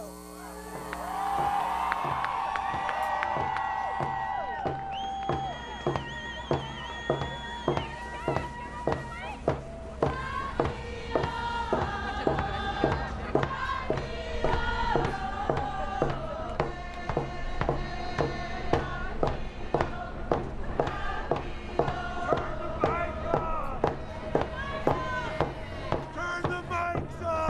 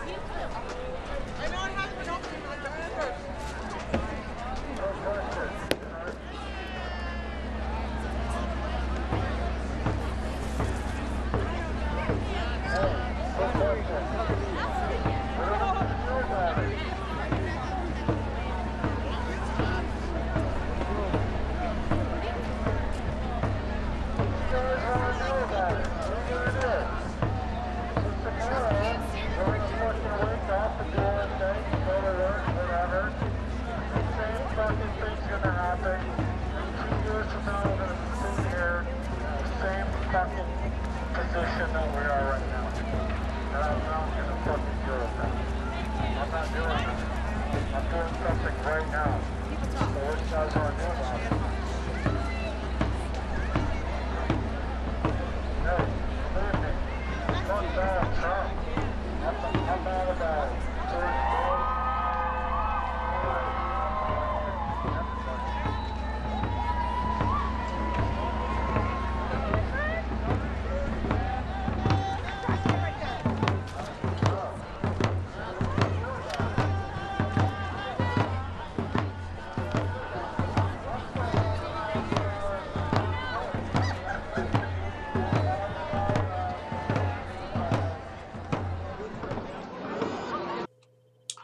Hi everyone, my name's Mike. I'm the creator of Mox News, and for the last 15 years I have been telling you that as long as I have the support of the community that I serve, Mox News will post videos forever. And that's the truth. As long as I have your support, no one could ever make me stop. Unfortunately, currently, less than 1/2 of 1/10 of 1% of Mox News viewers ever donate, tip, or contribute anything back. Again, let me make that really clear. Much less than 1/2 of 1/10 of 1% ever give anything back. And to those of you who have donated to Mox News, I want to thank you so much, because it's because of your generosity that we have been able to bring attention to important videos that millions and millions of eyes would have never seen. And I think that that's an amazing thing that we've been able to make happen together. And I can't thank you enough for helping me make that happen. So it's not too late. If you'd like to see Mox News covering the 2020 presidential election, if you can't imagine the 2020 presidential election without Mox News, please, there's still time. You can make a difference. It's easy to make a contribution, donation, or tip. You can go to moxnews.com, or in the text body of this video, there are clickable links to the Patreon page or to the PayPal page. And again, it should take less than 2 minutes to make a donation, and your donation can make a big difference.